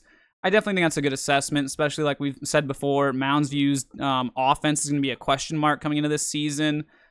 White Bears 2-6, 5-3, 3-5, 6-2. All right, we're going to have to draw some stuff up here. This is going to get a little bit picky with the Metro East.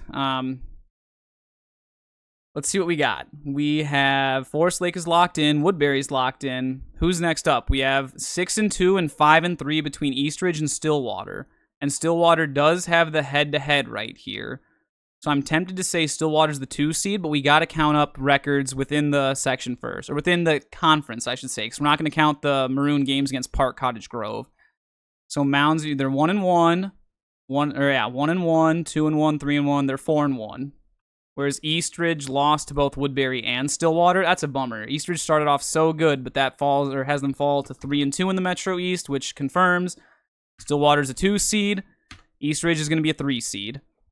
And then who do we have left? Mounds View and White Bear Lake. Well, Mounds View just won the head-to-head matchup, so naturally Mounds View is going to be the 4 seed, and White Bear is going to be the 5 seed. And then poor Forest Lake, like we said, is the 6 seed. They were 0-5 in the Metro East.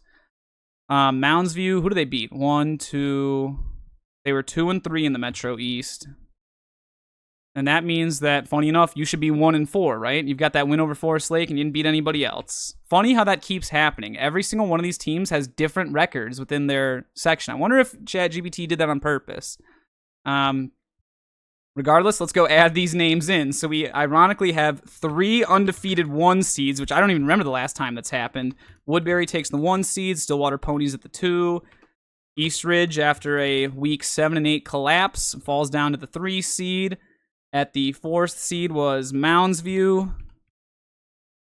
Seems about right for the Mustangs right there, especially if they're kind of a question mark on offense. And then White Bear Lake, once again, is going to go on the road in the playoffs. Whether it's a 5 or 6 seed, they kind of do that. And then we'll get Park, Cottage Grove, and Roseville figured out in a second. We're going to do the Metro West first. Then we're going to circle back to those two. EP over Wyzetta. So, you know, kind of like we were joking about with the last week. Wyzetta is apparently going down yet again. That's kind of rough for the poor Trojans, but looks like they're going to drop 3 in a row to end the season. So we're going to give EP the dub down here. And Wyzetta is going to take a loss. That's rough. 7-1 Eagles. Ooh. And they lost to Maple Grove, right? That's their one loss. That might be a key matchup. And that was all the way back in week 2. Edina over Moorhead. So Moorhead is not picking up a win in the regular season. Edina gets the edge at home. Moorhead's passing game is interesting.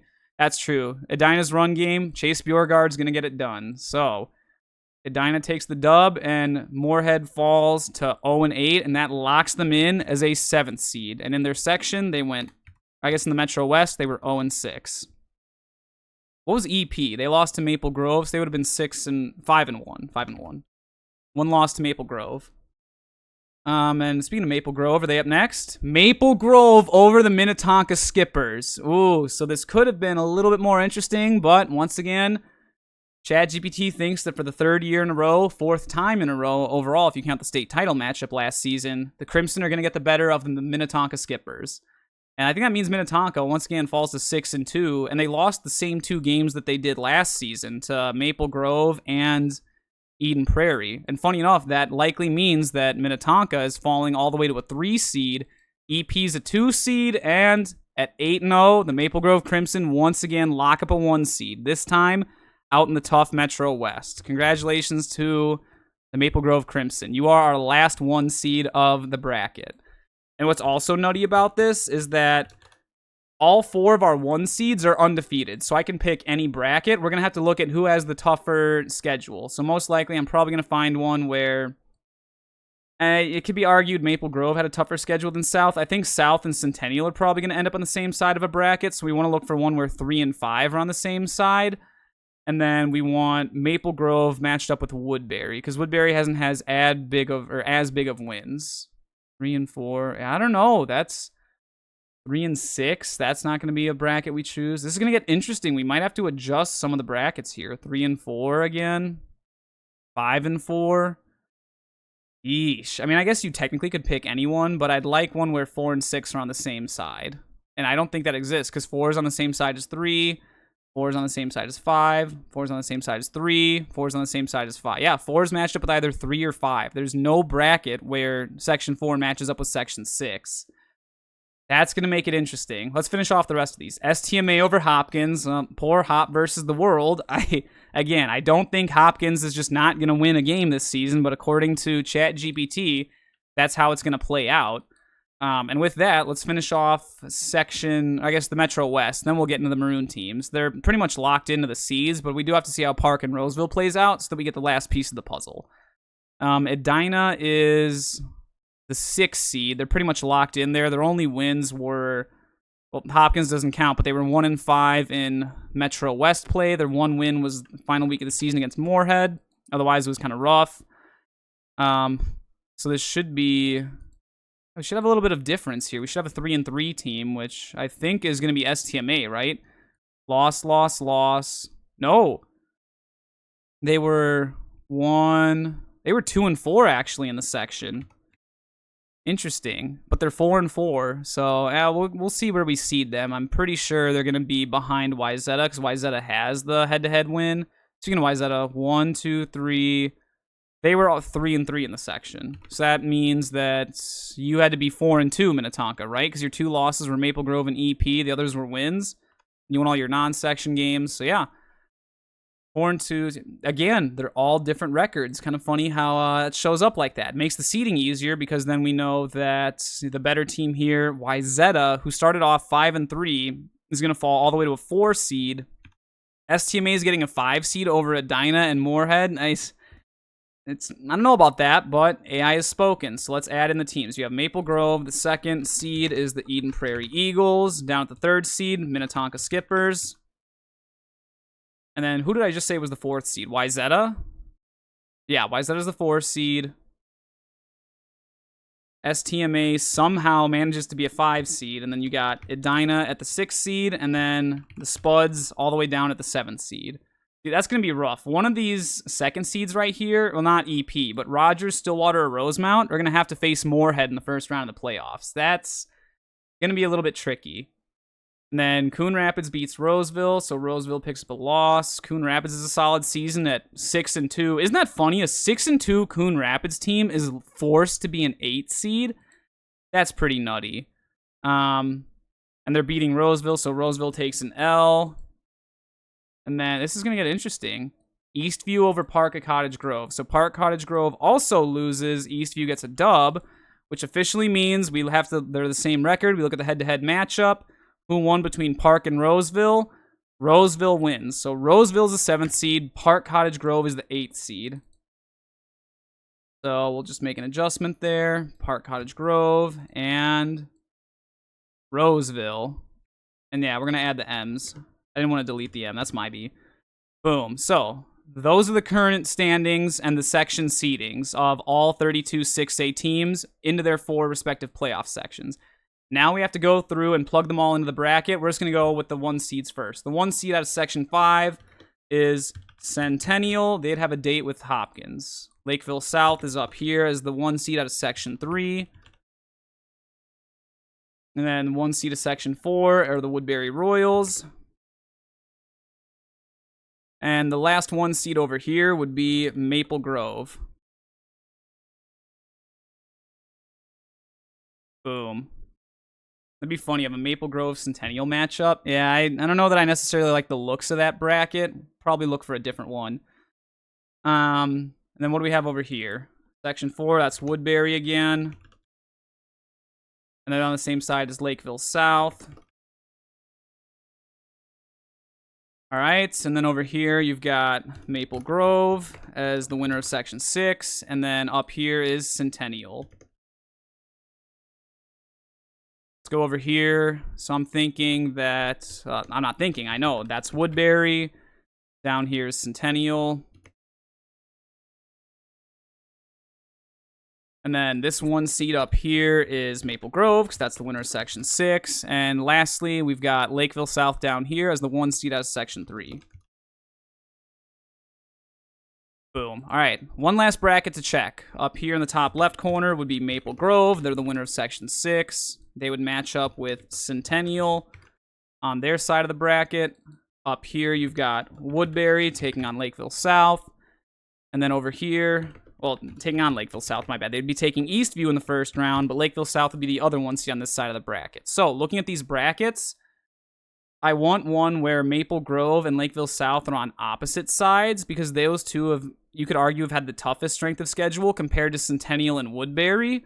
So this bottom right bracket is probably gone right now because, again, Maple Grove and Lakeville South are on the same side, and the top left bracket is probably also going to be eliminated just by looking at these 1 seeds because Lakeville South and Maple Grove are also on the same side. So we're going to highlight the bottom left bracket and the top right bracket. Let's do a nice little neon yellow. There we go.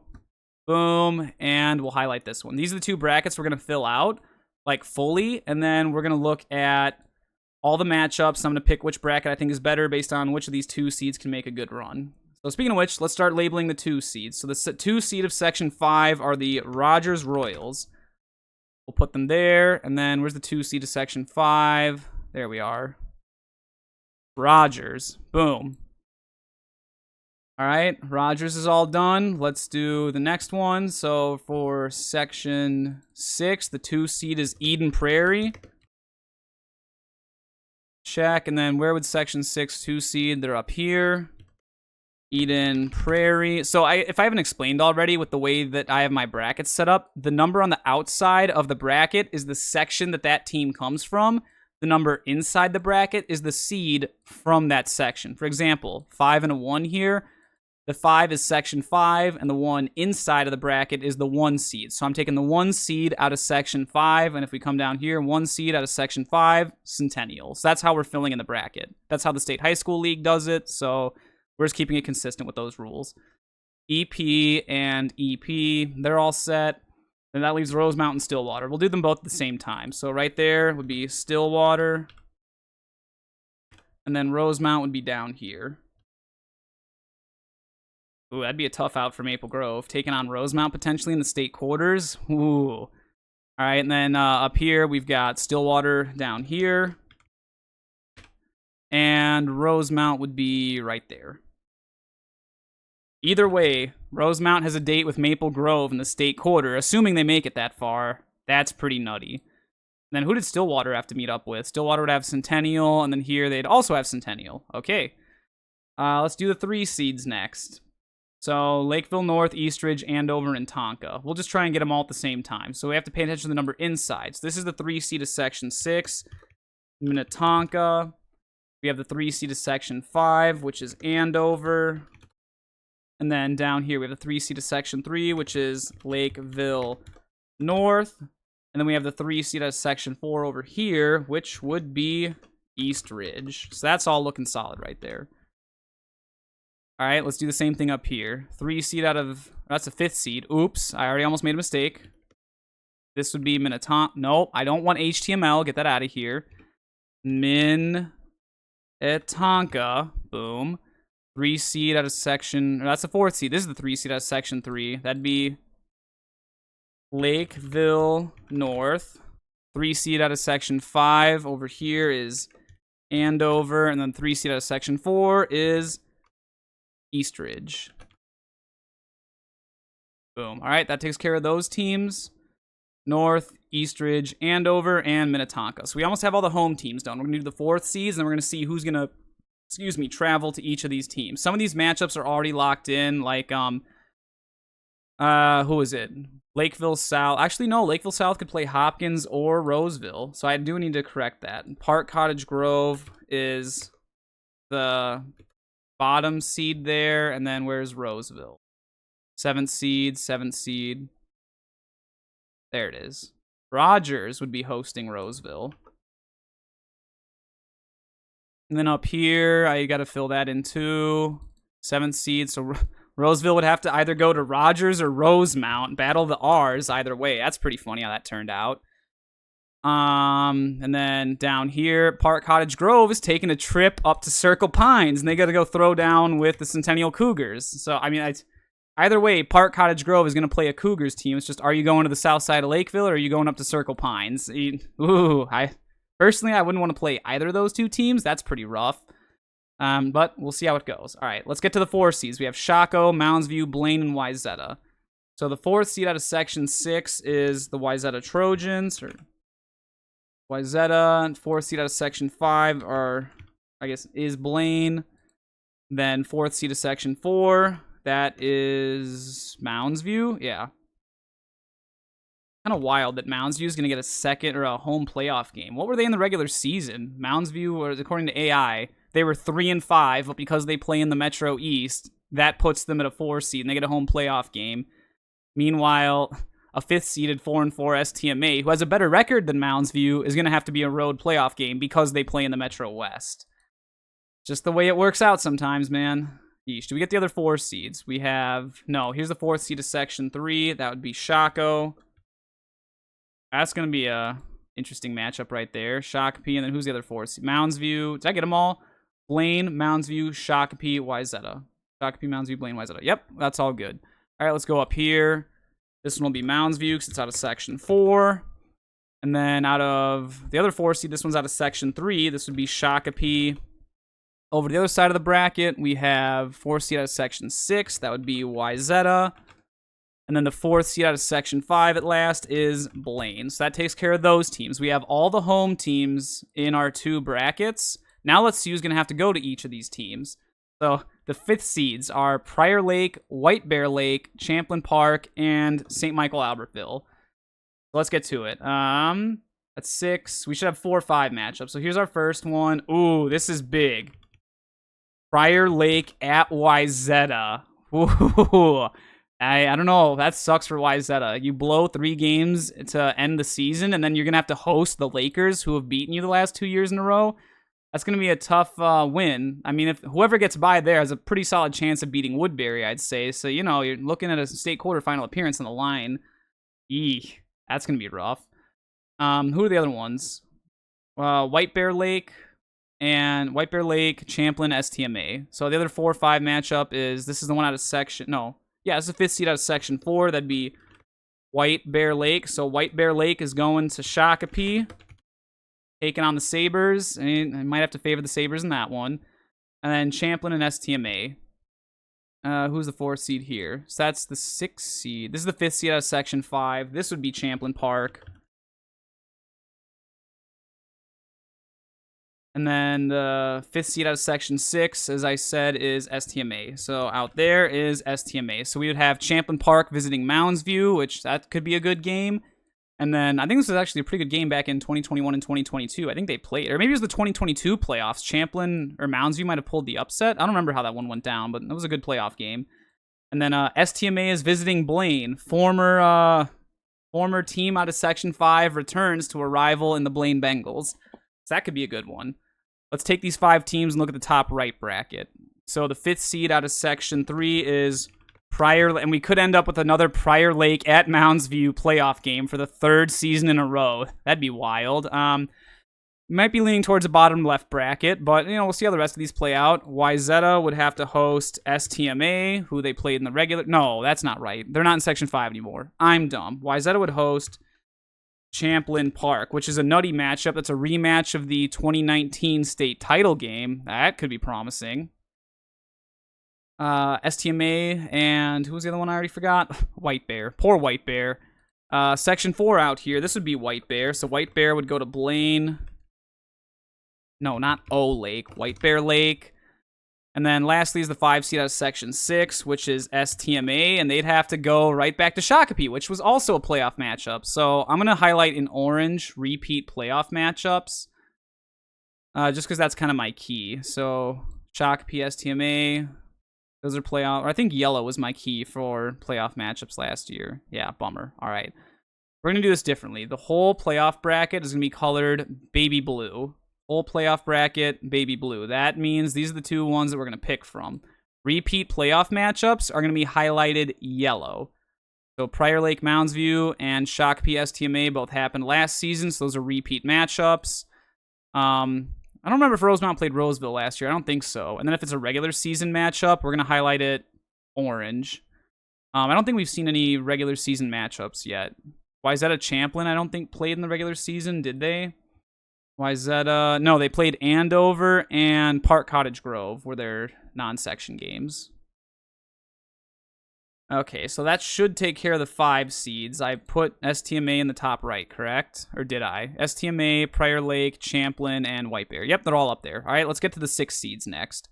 Farmington, Forest Lake, Anoka, and Edina. Isn't that funny? An 0-8 Forest Lake team is a higher seed than a 6-2 Coon Rapids team who's locked into an 8 seed. That's pretty nutty. I guess we'll see how it plays out. So Farmington, Forest Lake, Anoka, Edina. So 6 seed out of Section 3 is Farmington. They would take on the Minnetonka Skippers. The 6 seed out of Section 4 is Forest Lake, and they once again would have a date with the Lakeville North Panthers. Out of Section 5, who's 6 seed out of Section 5? That's Anoka. So Anoka Eastridge, that was a 2023 playoff matchup. They're going to clash again. And funny enough, the 6 seed Eastridge upset the 3rd seed Anoka. Now the tables have turned. That could be interesting. And then Edina is the other one. Ooh, that's a killer matchup. Edina at Andover. Oh, dude, I'm like licking my chops. That is a sweet matchup right there. 2 good offensive teams. Let's go to the top right bracket next. So the 6 seed out of Section 5 was... Who did I just say it was? Anoka. So here, Anoka would travel up to Minnetonka. So, yeah, pick your poison, Anoka. You're either going to play Eastridge or Minnetonka. I think I know which one of those matchups I'd rather have if I was Coach Wastrick, but you know him. He'll play anybody. He'll get after it with playing Minnetonka. 6 seed to Section 6 was Edina. Edina could have a date with the other school in Lakeville and go face the Panthers up on the north side. Out of Section 4, we said it was Forest Lake. There's a fun matchup. Forest Lake at Andover. I think Coach B-Scout, did he go to Andover High School? He might have, so that'd be a fun matchup. Little nostalgia for him. And then Edina is the last one. No, that's not Edina. This is Farmington. We already put Edina on here. Farmington would probably rather go to Eastridge instead of going to Minnetonka. So isn't that funny? As a 6 seed, who would you rather go to as a 3 seed? Would you rather go to the 3-seeded Eastridge Raptors or the 3-seeded Minnetonka Skippers? Boy, that's a rough matchup. All right, we have Osseo, Moorhead, and Egan as our last few teams to fill out the brackets here. So the 7th seed out of Section 5 is Osseo. They would go to the Eden Prairie Eagles again. Like they did in 2023. The 7th seed out of Section 3 is Egan. So Egan at Stillwater. And then here we go. This was, who did I say that was? Moorhead. Moorhead has to go all the way into the city of Rosemount and play the Irish. That's a pretty nutty matchup. Let's finish off our other bracket up here. So, all right, that's another regular season matchup. Rogers and Moorhead. This time it's in Rogers. So I'm already leaning towards the bottom left bracket just because there's a lot of repeat matchups up here, and the State High School League likes to mix it up. But let's get these last 2 matchups in before I make that determination. So Stillwater would host the 7th seed of Section 5, which would be Osseo, right? Yeah. So Osseo and Moorhead are finished off, and then that leaves one last spot. Egan would have to, just like in 2023, go back to the Eden Prairie Eagles. So looking at all these matchups, this is the top right bracket that I'm probably not going to pick because we have a few repeats on here. Coon Rapids go. So in the top left corner, you've got Maple Grove hosting Coon Rapids. You've got Prior Lake at Mounds View, Anoka at Minnetonka, and Roseville at Rosemount. That's the top left. In the lower left, we've got Park Cottage Grove at Centennial, St. Michael Albertville at Shakopee, Edina at Lakeville North, and Osseo at Stillwater. Moving over to the top right corner of our top right bracket, we've got Eastview at Woodbury, Champlin Park at Wayzata, Farmington at Eastridge, and then we've got Moorhead visiting the 2-seeded Rogers Royals. That's the top right. Let's look at the lower right part of this bracket. Hopkins visits the Lakeville South Cougars, White Bear Lake visits the Blaine Bengals, Forest Lake at Andover, and then Egan at Eden Prairie. Does Lakeville South have to play Eden Prairie? Both of these brackets, Lakeville South has to bump into the 2 seed out of Section 6, which would be Eden Prairie. We're I don't want to say destined, but there's a good chance that we get Lakeville South EP in that state quarterfinal. Oh, that's oof, duh. But hey, that's what we're all about, man. You got to play anybody. This is state football. If you want to win this game, you essentially have to beat all 31 other teams. So bring on anybody. Let me just double check the bracket out here. Do we have any repeat playoff matchups from last year? This is the wrong color. That should be orange because that's a repeat playoff matchup. Oh no, my bad. Yellow is the right color. I'm stupid. Orange is if it was a regular season matchup. And then this one is the one that should be orange. That's a regular season matchup, not a playoff matchup. They didn't play in the regular season. They didn't. They didn't. No, no. No, they didn't. They did. No, Anoka plays Eden Prairie. Wayzata and Champlin didn't play as we saw. Eastridge and Farmington don't play. Farmington plays White Bear instead. Woodbury, Eastview didn't. Yeah, and so that's all the repeat matchups we have in the top right bracket. I don't think we have any down here. Woodbury did not play, or did they play Coon Rapids? Who did Coon Rapids play? Osseo, White Bear, Andover, Blaine. No, they did not. Okay, so that's not a repeat matchup. Wayzata, Prior Lake. It's a regular season matchup from last year, but not a playoff matchup, so it doesn't count. Minnetonka, Farmington did not play. Rogers and Roseville did not. Roseville's non-conference games were Centennial and who else? Roseville played Centennial and that was it. Otherwise, it's Maroon teams and then Section 4 teams. So yeah, Centennial was their one out of pocket game. So that's not a repeat. Obviously, South didn't play Park. STM and Blaine did not clash. Forest Lake and North, that is, they didn't play last year, but they've played recently in 2022, 2021, and 2023, actually. EP Osseo is a 2023 matchup. Obviously, that's never happened. Moorhead Rosemount. Anoka Eastridge is 2023, but hasn't happened recently. Champlin Park Mounds View happened a few years ago, but we haven't had it recently. MG and Eastview, that hasn't happened because Maple Grove played Burnsville the season before, and then Eastview had to play. They were a 7th seed. I forget who Eastview went to. They might have been up at Minnetonka and got smoked. That was Park Cottage Grove. That's right, because Park Cottage Grove went to Minnetonka in the playoffs last season, and the Minnetonka announcers on their live stream kept calling them Park Center instead of Park Cottage Grove. That's a little disrespectful. Just got to make sure you know who Minnetonka is playing. Yeah. Park Center and Park Cottage Grove are not the same high school. Tonka live stream. Egan and Stillwater is original. Edina Andover is nutty. I really like that matchup. White Bear and Shako, I don't think played in the regular season because Shako plays Osseo and Stillwater. And then you've got Hopkins at Centennial, which hasn't happened for a while. So based on repeat matchups, we have our brackets secured. We are going with the bottom left bracket. So we're going to have Coon Rapids at Woodbury, Prior Lake at Wayzata, Farmington at Minnetonka, Roseville at Rogers. Park Cottage Grove visits Lakeville South. St. Michael Albertville goes to Blaine. Forest Lake goes to Lakeville North. Osseo to EP. On the right side of the bracket, Hopkins goes to Centennial. White Bear goes to Shakopee. Edina goes to Andover. Egan visits Stillwater. Eastview would visit the one-seeded Maple Grove. Champlin Park takes a trip over to Mounds View. Anoka has a little bit of a chance for some revenge against Eastridge, going all the way out to the city of Woodbury. And then Moorhead makes a long road trip into the South Metro to play the Rosemount Irish. So let's start putting some of these games into our document. In the round of 32, this is where we start to have some fun. So I'm actually going to pull the bracket over here on my other screen, just so I can see both at the same time. Boom, boom. Yeah, you all won't be able to see on the right, but I will be able to see. So we have Coon Rapids at Woodbury. Isn't that funny? Woodbury went 8-0, and Coon Rapids is currently sitting at 6-2. So you have, in the first round of the playoffs, a 6-2 8 seed going to an 8-0 Woodbury. That might be the biggest shock of this whole thing. Prior Lake at I can't spell. I turn on caps lock. Wayzata. We've got Wayzata. That's funny. Wayzata. Farmington at Minnetonka. Not typing as fast because I got my mic in front of the keyboard. Just want to make sure I'm speaking clearly into it. And then we have Roseville at Rogers. Okay. You know, I'm going to include seeds here, because I don't know if ChatGPT is going to think about that a whole lot. Farmington is 6, and then Minnetonka is the 3. Roseville is a 7, and they're at Rogers, who is a 2 seed.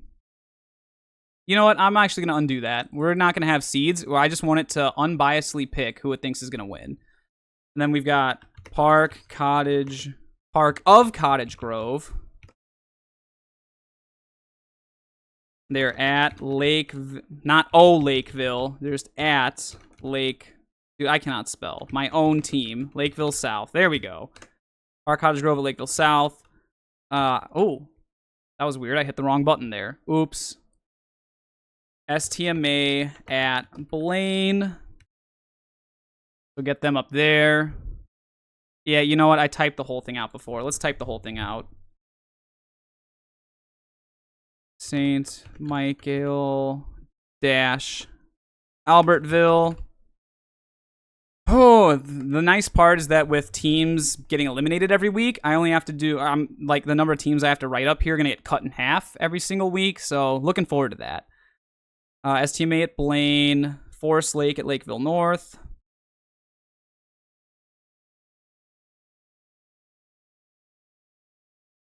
If I could spell Lakeville, it's not like, I'm around the city of Lakeville all that often. Go figure. Then Osseo at Eden Prairie. And that wraps up that side of the bracket. Let's go over to the 1, 2, 3, 4. 1, 2, 3, 4. Yep, that's perfect. All right. Hopkins at Centennial. Now, thinking about the 1-8 matchups, you have a 6-2 Coon Rapids visiting an 8-0 Woodbury team, and then you have an 0-8 Hopkins visiting an 8-0 Centennial. And they're both undefeated 1 seeds, yet they're, because of the way Maroon teams works, they just get interesting matchups there. So, yay Woodbury. Could we have the first ever 8-seed upset of 1 seed with Coon Rapids over Woodbury? We might. That'd be absolutely bonkers if we did. Hopkins at Centennial, White Bear at Shakopee. That'd be a nutty second round matchup. Shakopee and Centennial. Ooh, I'm looking forward to these fireworks, man. Edina at Andover. That's another great one. That top right corner, that bracket is absolutely loaded. And then even our buddies at Egan might be able to make something happen against the Stillwater Ponies. And then if Egan does upset Stillwater, then you likely have Andover, Edina waiting for you. And we all know how Egan does against Edina. So now you're going to give him potentially an even more explosive offense. If Egan has to play Andover in the playoffs and decides to play man coverage against Andover, I think I might pull my hair out. I don't think that would end very well for the Wildcats. Let's just put it that way. Let's get the rest of these matchups in. We've got Eastview at, if I could spell, Maple Grove. And then next up, we have Champlin Park at Mounds View.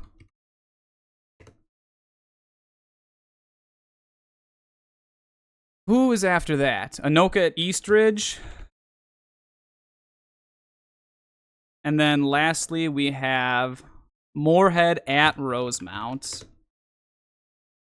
Okay, are we ready for the first round of the playoffs? Just to make sure we have all 16 matchups. 1, 2, 3, 4, 5, 6, 7, 8, 9, 10, 11, 12, 13, 14, 15. We've got all 16. Now it's playoff time. All right. Here we go. Now I will send you playoff games to predict. Bear in mind how the teams did in your regular season picks. All right, here we go. Round of 32. Playoffs begin. Who's getting eliminated? Oh. Okay. Oh! That's the upset it picks? No. Oh, well, there's next to no upset. We had one upset in the first round. So, Woodbury is over Coon Rapids. We'll go ahead and we'll make this full screen again so that you all can see everything. So, Woodbury over Coon Rapids. And if we go back here, Coon Rapids speed gives them regular season wins, but Woodbury has a playoff poise. Not these last 2 years. More reliable defense. Well, relatively speaking over Coon Rapids, maybe, but I wouldn't call either of those teams reliable on defense. Wayzata has discipline and coaching edge. I definitely agree to both those statements, but Prior Lake is more physical, and Prior Lake has won the last few matchups against Wayzata. So, I don't know. I think Wayzata finally puts it together, and that means Wayzata and Woodbury are matching up in the second round of the playoffs. Minnetonka, I'm assuming, beats Farmington. Too many athletes, better quarterback play. Yep, Farmington has been eliminated. Pretty expected. They go into Minnetonka and get thrashed. And I'm pretty sure it picked Rogers, right? Rogers over Roseville. Mismatch in the trenches. Rogers is physical. I'm interested to see now. So Rogers beats Roseville, and it says they're physical and everything. Roseville can't stop the run. How does it think that that physicality of Rogers is going to hold up against the Minnetonka Skippers? I guess we'll find out. So, yeah. Lakeville South and Park Cottage Grove. If it picked Park, South is a title contender. Park's playoff run ends against the top-tier defense. Well, at least ChatGPT is spitting facts some of the time. So, Cougars advance. I almost typed in Cougars. I got too excited. All right, Blaine and STMA. This is winner gets to go face Lakeville South. STMA has physicality and wears Blaine down late. So our first upset. STMA pulls the win. And it's funny, it actually knew to abbreviate St. Michael Albertville to STMA without me typing that. That's pretty impressive. So, gold star. We have STMA visiting Lakeville South. That'd be pretty funny. Yeah, come over here to the south side of Lakeville, Mr. Knights. See if you can run stretch on us. So here we go. We got Lakeville North and Forest Lake. Wouldn't it be funny if Forest Lake finally wins? No, Lakeville North says it's going to dominate on both lines, and that Forest Lake struggles against Lakeville North's front seven. I guess I could see that, but you're really going to tell me that in Howie Johnson's senior year, Forest Lake not only is going to go 0-8, but then lose in the first round of the playoffs at Lakeville North? I mean, I could see them losing to Lakeville North in the playoffs, but to be 0-8 and be a 6 seed? I don't know. That's a tough one for the Rangers. And then obviously, I'm pretty sure EP... Oh boy. No contest. EP's physicality, depth, and coaching overwhelms Osseo right from the start. Well... All right, dude, we have some elite matchups coming up here in the second round. This is going to be nutty. Just on this side of the bracket, Minnetonka might come out unscathed out of that bracket, depending on how Woodbury and Wayzata go. We will see. Did Minnetonka upset? Did Minnetonka beat Wayzata? Minnetonka did beat Wayzata and kicked off their losing streak at the end of the season. So, if those two do manage to meet in the state quarterfinal, that'll be interesting. Let's go to the right side of the bracket. We have Centennial over Hopkins. The option game and defense are too much for a Hopkins team that struggled. And poor Hop versus the World. AI seems to think that not only is Hop not taking on the World, but they're going to lose to everyone, at least in the 6A World, because they're going to go 0-8 and then bow out to the Centennial Cougars in round one. I don't know about that, ChatGPT. You're not giving Hopkins enough credit. I can see them losing to Centennial in the first round of the playoffs, but to be 0-8, I don't think so. All right, Shaco, White Bear at Shaco. Okay, White Bear's tough. Shaco's unique offense. You mean like the Centennial, Egan, and now Rosemount run? I guess that's only 4 teams in 6A, but yeah, I mean, it's still the flex bone. That's, 1/8 of the teams in 6A football that do that. So I don't know that I'd necessarily call that unique, but okay. Expect a grind. Either way, bottom line is we're getting that Centennial Shakopee matchup in the second round. That's going to be nutty. All right, Andover Edina, Fireworks. It's an even matchup going with the slight upset. Even though Andover's the 3 seed, it's taking Andover at home. Andover's offense finds more rhythm and Edina can't finish enough drives. So I highly doubt maybe this is assuming that Mason West doesn't actually play football, but Edina's going to go, what were they, 2-6? Edina was 2-6 in the regular season, 1-5 in the Metro West, and then they're going to bow out in the first round of the playoffs to the hands of the Andover Huskies. And then I assume Stillwater beats Egan, right? Stillwater's passing game proves the difference. Egan's defense, well, I can kind of agree to this part, but I don't agree with Stillwater's passing game. Nick Kinsey is not there anymore. Maybe the younger quarterback that takes over has some ability to sling that ball around. I guess we'll see. I don't know. I haven't seen what they got going at quarterback. No one will know until regular season comes around. Okay, let's get into the bottom right, and then that wraps up the first round. Maple Grove hosting Eastview. Grove is just on another level. I think it's said that before. Eastview's defense can't handle the physicality or tempo. Truer words have never been spoken. Maple Grove takes the dub.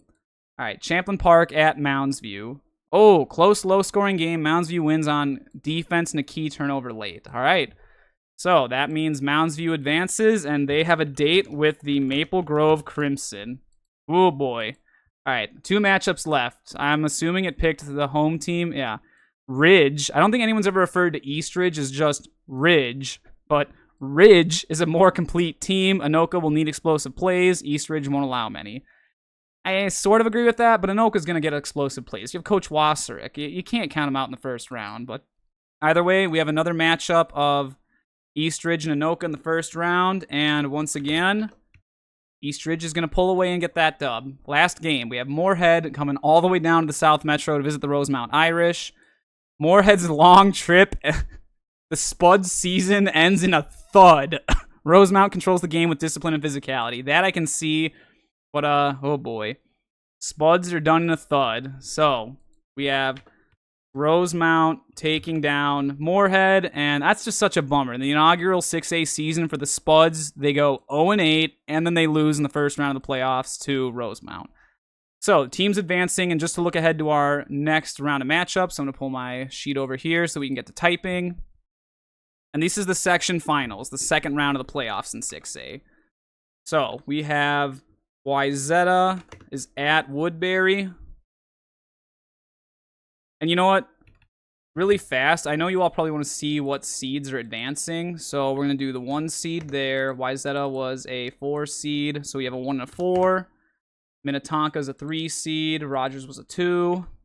So the top seeds all 1 in the top left corner.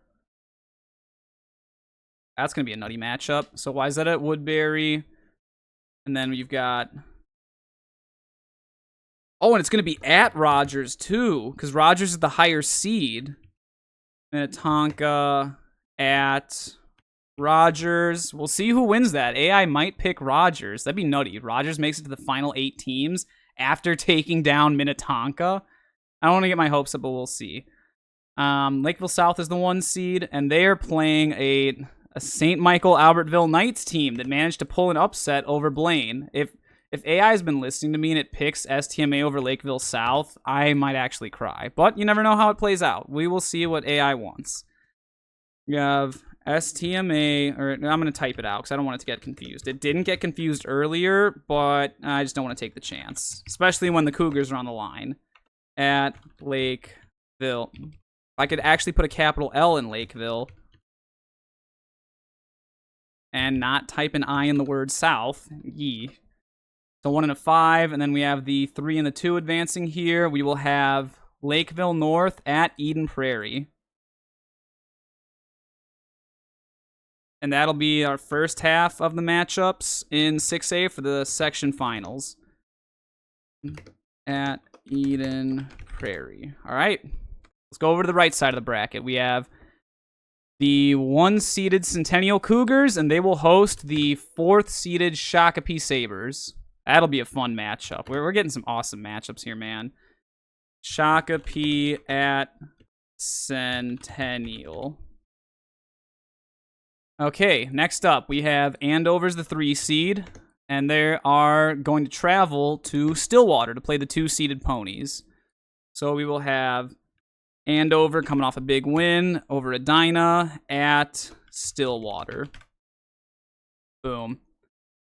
Okay, and then Mounds View in the bottom right corner. We have the 1-seeded Maple Grove Crimson, and they will be hosting the 4th-seeded Mounds View Mustangs. Boom. All right, let's get that typed up over here. I can actually type it in.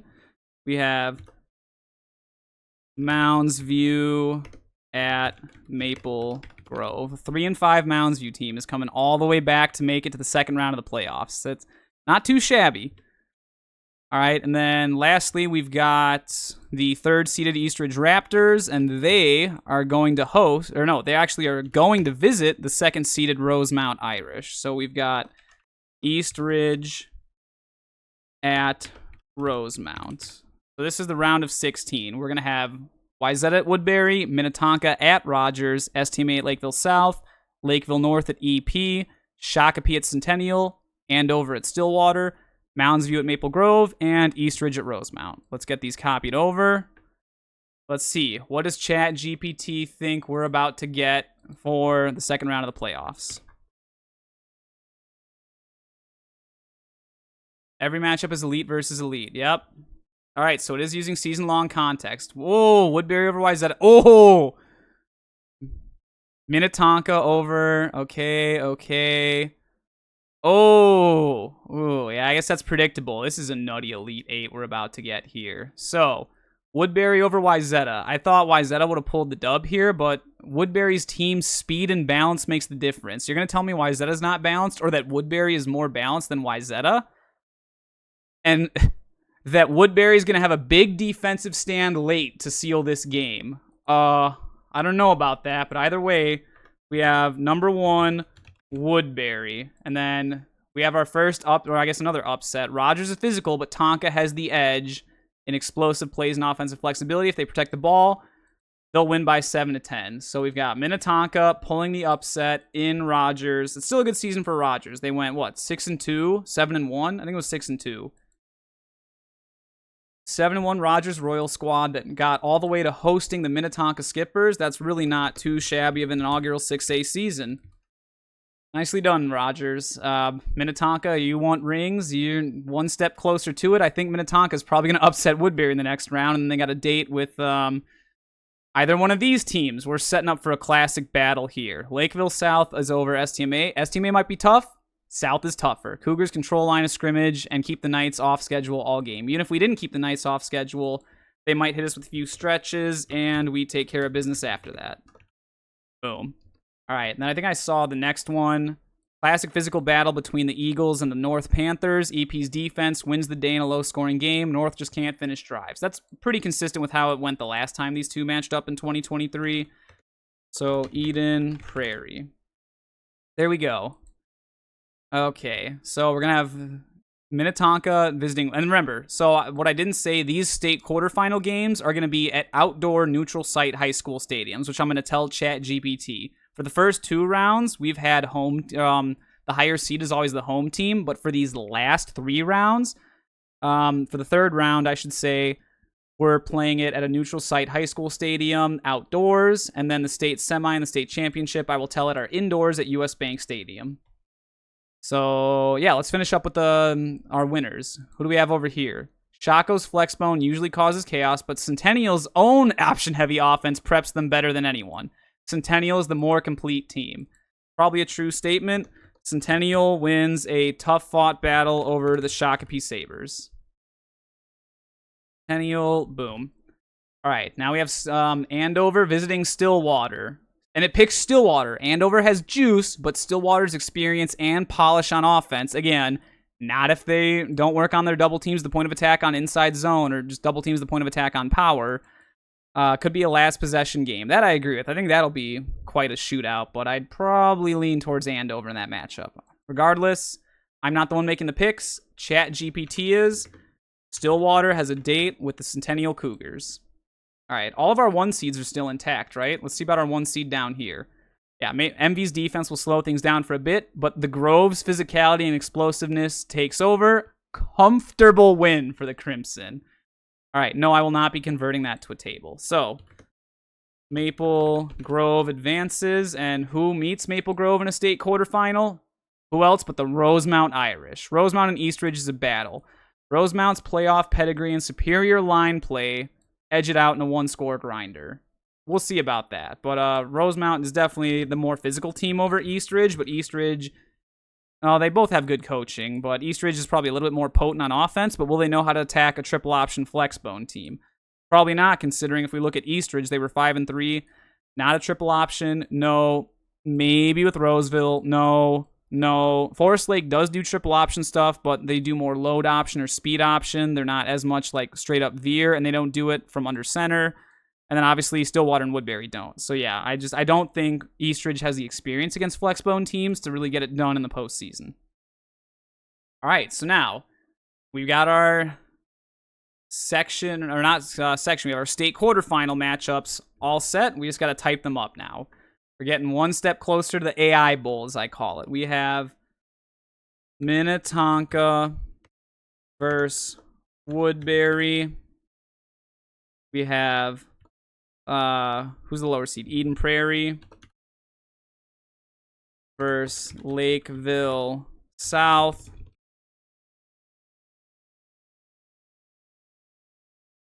We've got Centennial versus Stillwater.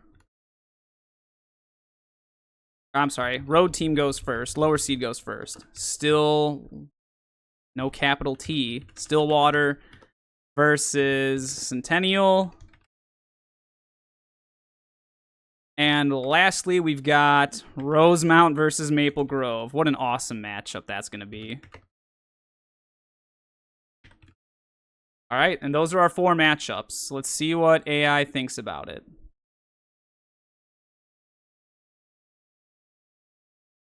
Go in here, add that back, and see what we have. So I was going to say, remember the state quarterfinal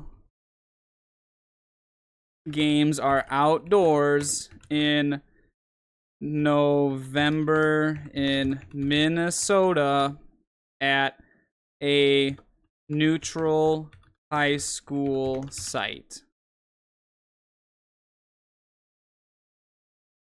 Neutral site, cold weather outdoors in Minnesota, November. That absolutely matters. All right. Here comes the list, ChatGPT. Let's see what you have. Love this Final 8. All big-time programs. Minnetonka. Oh, it's giving good stuff. Oh! And down go the Cougars. Aye. Dang. Poor Lakeville South comes to an end, but yeah, I was kind of worried about that one. Every other 1 seed wins except for us. All right. Let me know when you're ready for the state semifinals at US Bank Stadium. Yeah, you're real smart. Now elements are gone. It's all about raw talent, coaching, and execution. So, it gave me a little bit more of a reason here. We're going to go through these one by one. So, Minnetonka over Woodbury. Tonka is more balanced and built for cold weather ball. That's true. Woodbury's a spread, so I can definitely see by this point in the season, especially if it starts to snow, I'm taking Minnetonka with their run game. French strength have improved throughout the season. Defense can fly to the football with Coach Lombardi. Definitely true. Woodbury's elite perimeter speed. November neutral site games limit big play passing. Cold weather slugfest. Tonka wins out. All right, so when AI has made its picks, we've got Minnetonka pulling the upset, and they're advancing to the state semis. They're returning to US Bank Stadium. Minnetonka. Boom. And who will they face? None other than their former arch rival. I guess their still current arch rival, the Eden Prairie Eagles. So EP gets the win over South. It's a true 50-50 war. South is one of the most dominant regular season teams, but the Eagles in November, it's just Eden Prairie in November's different. They haven't quite been different for a while now, but ChatGPT thinks they're getting back to it. EP's bread and butter, elite defense, punishing run game, and Coach Grant and his guys thrives in this environment. I mean, Lakeville South does too, but yeah, I guess we'll see. They've made a career. I mean, that's true. They haven't done it for a while, but this is all very true classic EP football, and only a 3-point game, maybe a late field goal to win it. So either way, no 1 seed from the left side of the bracket advances. We have a 2nd seeded Minnetonka playing a 3rd seed Minnetonka playing a 2nd seeded Eden Prairie on the left side of the bracket in the state semifinal. Now, who's on the other side of the bracket? This is going to be a fun one and a classic matchup that pits 2 former Section 5 rivals against each other. So Centennial gets the win over Shakopee. Stillwater's offense is precise and can beat anyone, but not when the ball feels like a brick and footing is bad. Centennial's option-heavy, grind-out style is made for bad weather. Again, very base take. They control the clock, limit possessions, also what they do, and turn this into a war of patience. Stillwater's defense won't hold up 4 quarters under the weight of the ground game. Centennial has a pretty comfortable win, 24-10 over Stillwater. So we have our first 1 seed that makes it to the state semis, the Centennial Cougars. Boom. All right, and who's going to meet them but the Maple Grove Crimson? So why did we pick Maple Grove? Game of the week. Yes, sir. Both teams are tough, well-coached, and experienced in November, but Grove's defense is fast and physical, and they're more equipped to adapt offensively if Rosemount shuts down the run. That's true. Grove's interior line play and ability to make a big play on special teams gives them a narrow edge. That's true. And Maple Grove does do a decent job stopping the triple option. They did against Shakopee. Obviously, they're playing Centennial all the time. They do pretty solid against Centennial. So we're going to put Maple Grove at the bank. All right. I'm not even going to bother typing the document. We only have 2 games left. Excellent. We have Minnetonka versus Eden Prairie and Centennial versus Maple Grove in U.S. I guess I should add the periods. U.S. Stupid thing. Period. Bank Stadium. There it is. Beautiful. Now we're in U.S. Bank Stadium. Yes, sir. Clean execution. Ooh! EP with the upset over Minnetonka. Tonka's had a tremendous season, but this is Eden Prairie's environment. Controlled, loud, built for teams that don't make mistakes. They must not have seen my live stream on EP versus Wyzetta last night, but okay.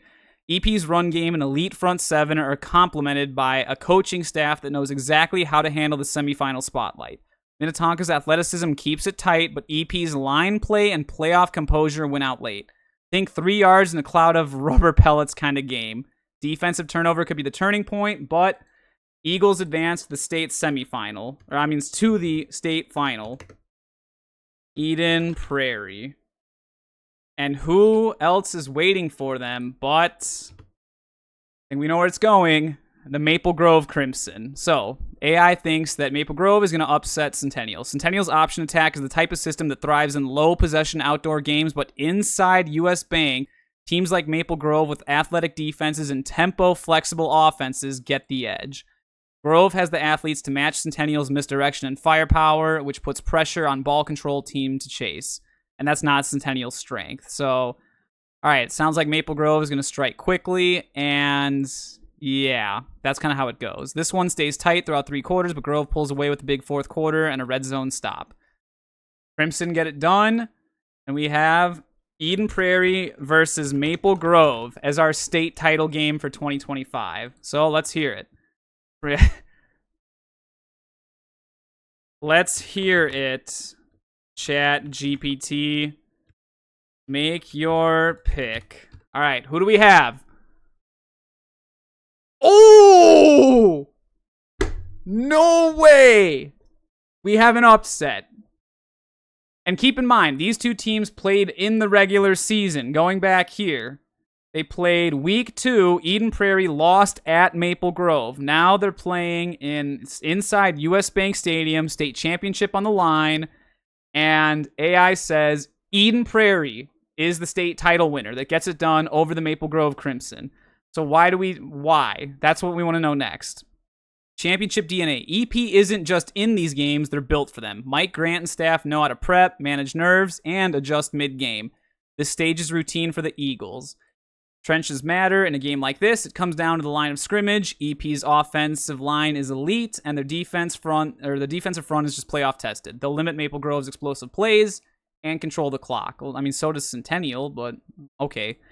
Grove's strength meets resistance. Maple Grove is deep, fast, and well coached, but their path here has mostly featured controlling the pace. EP does not But they're going to control the pace against Centennial. Interesting take, but okay. They dictate the game. That's true. Both Centennial and Eden Prairie do that. If Grove can't flip the script with a big special teams player a turnover, Eden Prairie consistency wins out. The bank favors ground and pound. On the fast turf, everyone gets a speed boost, but it also helps a team like Eden Prairie that knows how to stay on schedule and burn clock. They'll keep the Grove offense on the sideline when it matters most.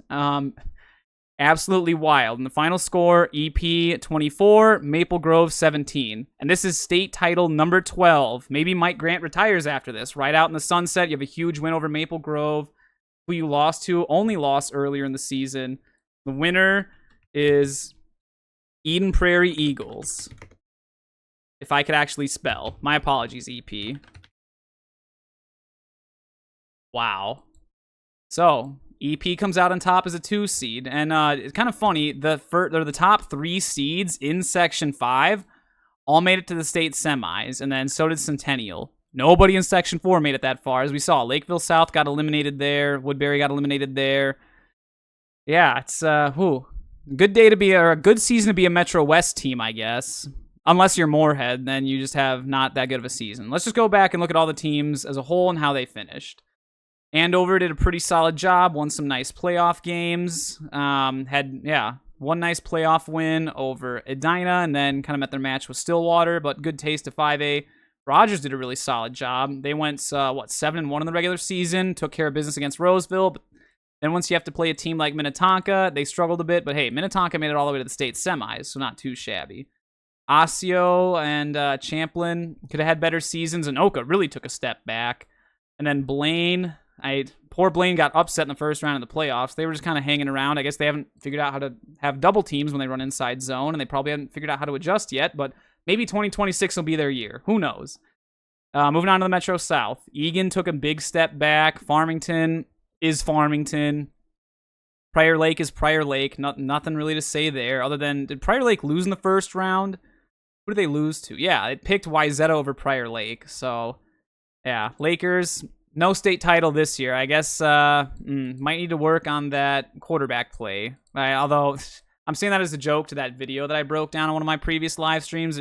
Probably a lot more than that Prior Lake really needs to look at if they're looking at a state title. You got to win more than 0 playoff games in order to get there. But I didn't make these picks. AI made it, and AI has spoken. Lakeville South, solid run. Come up short against EP after an 8-0 season. That's respectable considering that's the team that ended up winning the state title, but you'd like to see it at least make it to the bank. Then the rough part is either of these two brackets we would have picked, Lakeville South would have had to meet Eden Prairie in the state quarterfinals because of EP being a 2 seed. And even if EP was the 1 seed, Maple Grove would have been the 2 seed. That means you would have met Maple Grove in the state corner, and who made it to the final? Well, Maple Grove and EP. So, yeah, that's just kind of a rough go for Lakeville South.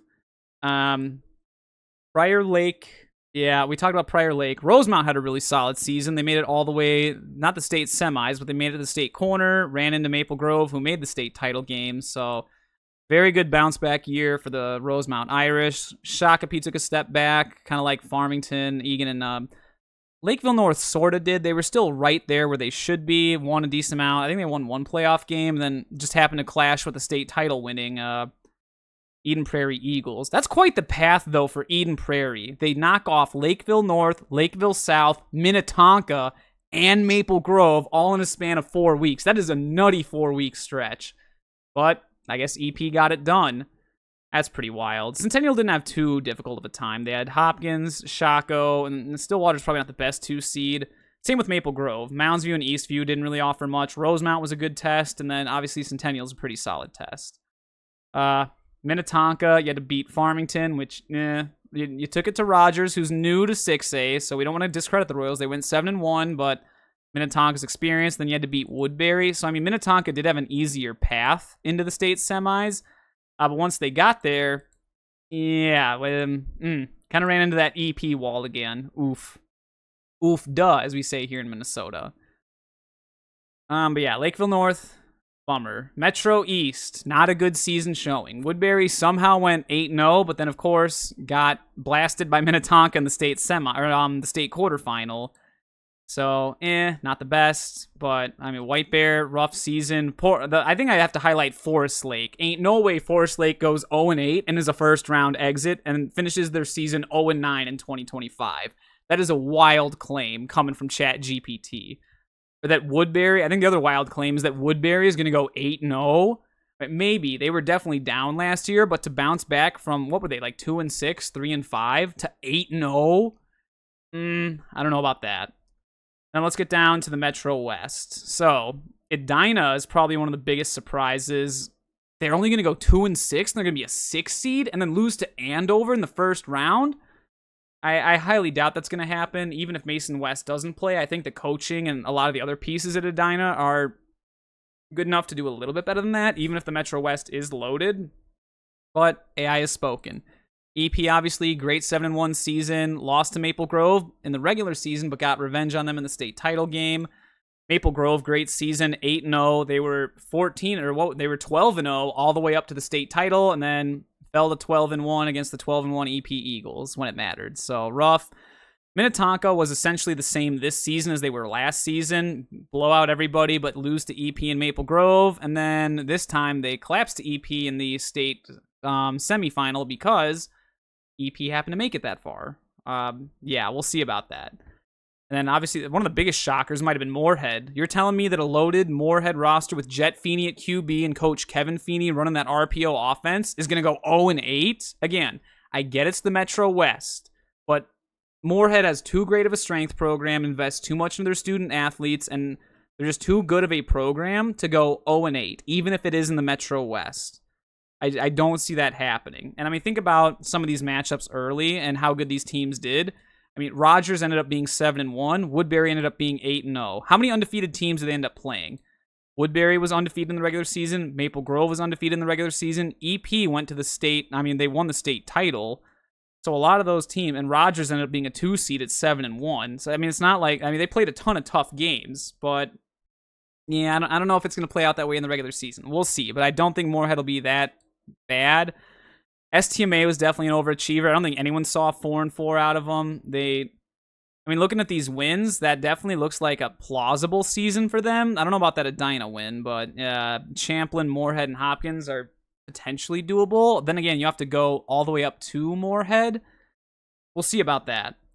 Then obviously Wyzetta, they had a surprise season. Started off 5-0, were topping the charts, and then 3-game skid. They managed to win a tough one against Prior Lake in the first round of the playoffs, but then had a sad loss to Woodbury in round 2. And then Maroon teams, Coon Rapids somehow managed to be 6-2. Again, because they were Maroon, they were locked into an 8 seed, and they got upset. Well, not upset, but they got beat by the 8-0 Woodbury Royals. Isn't that funny? You have a first-round matchup between a 1-seeded Woodbury Royals and an 8-seeded Coon Rapids Cardinals, and their combined records are 14-2. That's wild, but it is possible based on the fact that Coon Rapids is a Maroon team. So I guess you never know how the season will play out. Eastview does Eastview, another first-round loss. Again, when you're an 8 seed and you're locked into playing a 1 seed, let alone a Maple Grove team that made it to the state championship, it's going to be rough. Hopkins is not going 0-8. I'm sorry. Hop versus the World is taking over. There is no shot that the World has Hopkins go 0-8. There is a solid chance, even looking outside of the bracket I chose. 3 of these brackets, the top right or the top left, bottom right, and the bottom left bracket, all would have Hopkins playing Centennial or whoever the winner of Section 5 is in the first round of the playoffs. But I don't think they're going to be 0-8 leading up to that point. The other chance is there's a 25% chance that Lakeville South would be who gets to host Hopkins round 1. But I don't know if they pick that bracket. Like I said, based on how AI thought the season would go, there were too many repeat matchups, whether it be repeat regular season matchups or repeat playoff matchups, whereas this was a nice, fresh bracket. So, yeah. And then what other teams do we have to talk about? Park, Cottage Grove, and Roseville. I mean, same old, same old. This is why I think I've touched on this in previous streams. It's why it's so important to be a 1 seed this year versus a 2 seed. Because if you look at the 1 seeds, you got to play Eastview, Park, Coon Rapids, and Hopkins. Whereas if you're a 2 seed, these guys right here, you could play Roseville or you could play Egan, Osseo, and Moorhead. Well, I guess apparently ChatGPT doesn't think too highly of Egan, Osseo, and Moorhead, or Roseville for that matter, but not necessarily 7 seeds you want to run into, but EP got it done. Obviously, they won the state title. Rosemount got it done. It's just that these 7 seeds ran into monster 2 seeds. Rogers was pretty solid, and then, I don't know. These two might have been closer. Roseville, Rogers, I don't know, and then Egan Stillwater should have been more of a game. I don't think Egan's going to take that big of a step back where they go 1-7. I guess we'll see, though, but that concludes the AI State Tournament. The winner are your Eden Prairie Eagles. Here's the bracket. I also have the regular season picks here. And I do have this that I use for the regular season, like when things actually play out and playoff brackets. So we'll see if I end up sharing this. I might not, just because, I don't know if I want everyone seeing, like, hey, here's where standings currently sit for what state tournament we could choose. Well, let me know if you all enjoyed this. I had a lot of fun recording this video, seeing what AI's thoughts were, kind of reacting to it. Make sure to give the video a like if you have not already. Subscribe to the channel. And lastly, give the Instagram a shout out. This is where you can always catch updates. I'm at 99 followers now. 1 more gets us up to 100. But this is where I post all my updates. And funny enough, AI picks 6A games. There it is. It'll be coming out soon. But yeah, go give me a follow, and thank you all for watching. I will see you again when we return from this 4th of July dead period, and we're all back and at it, ready to continue with summer football.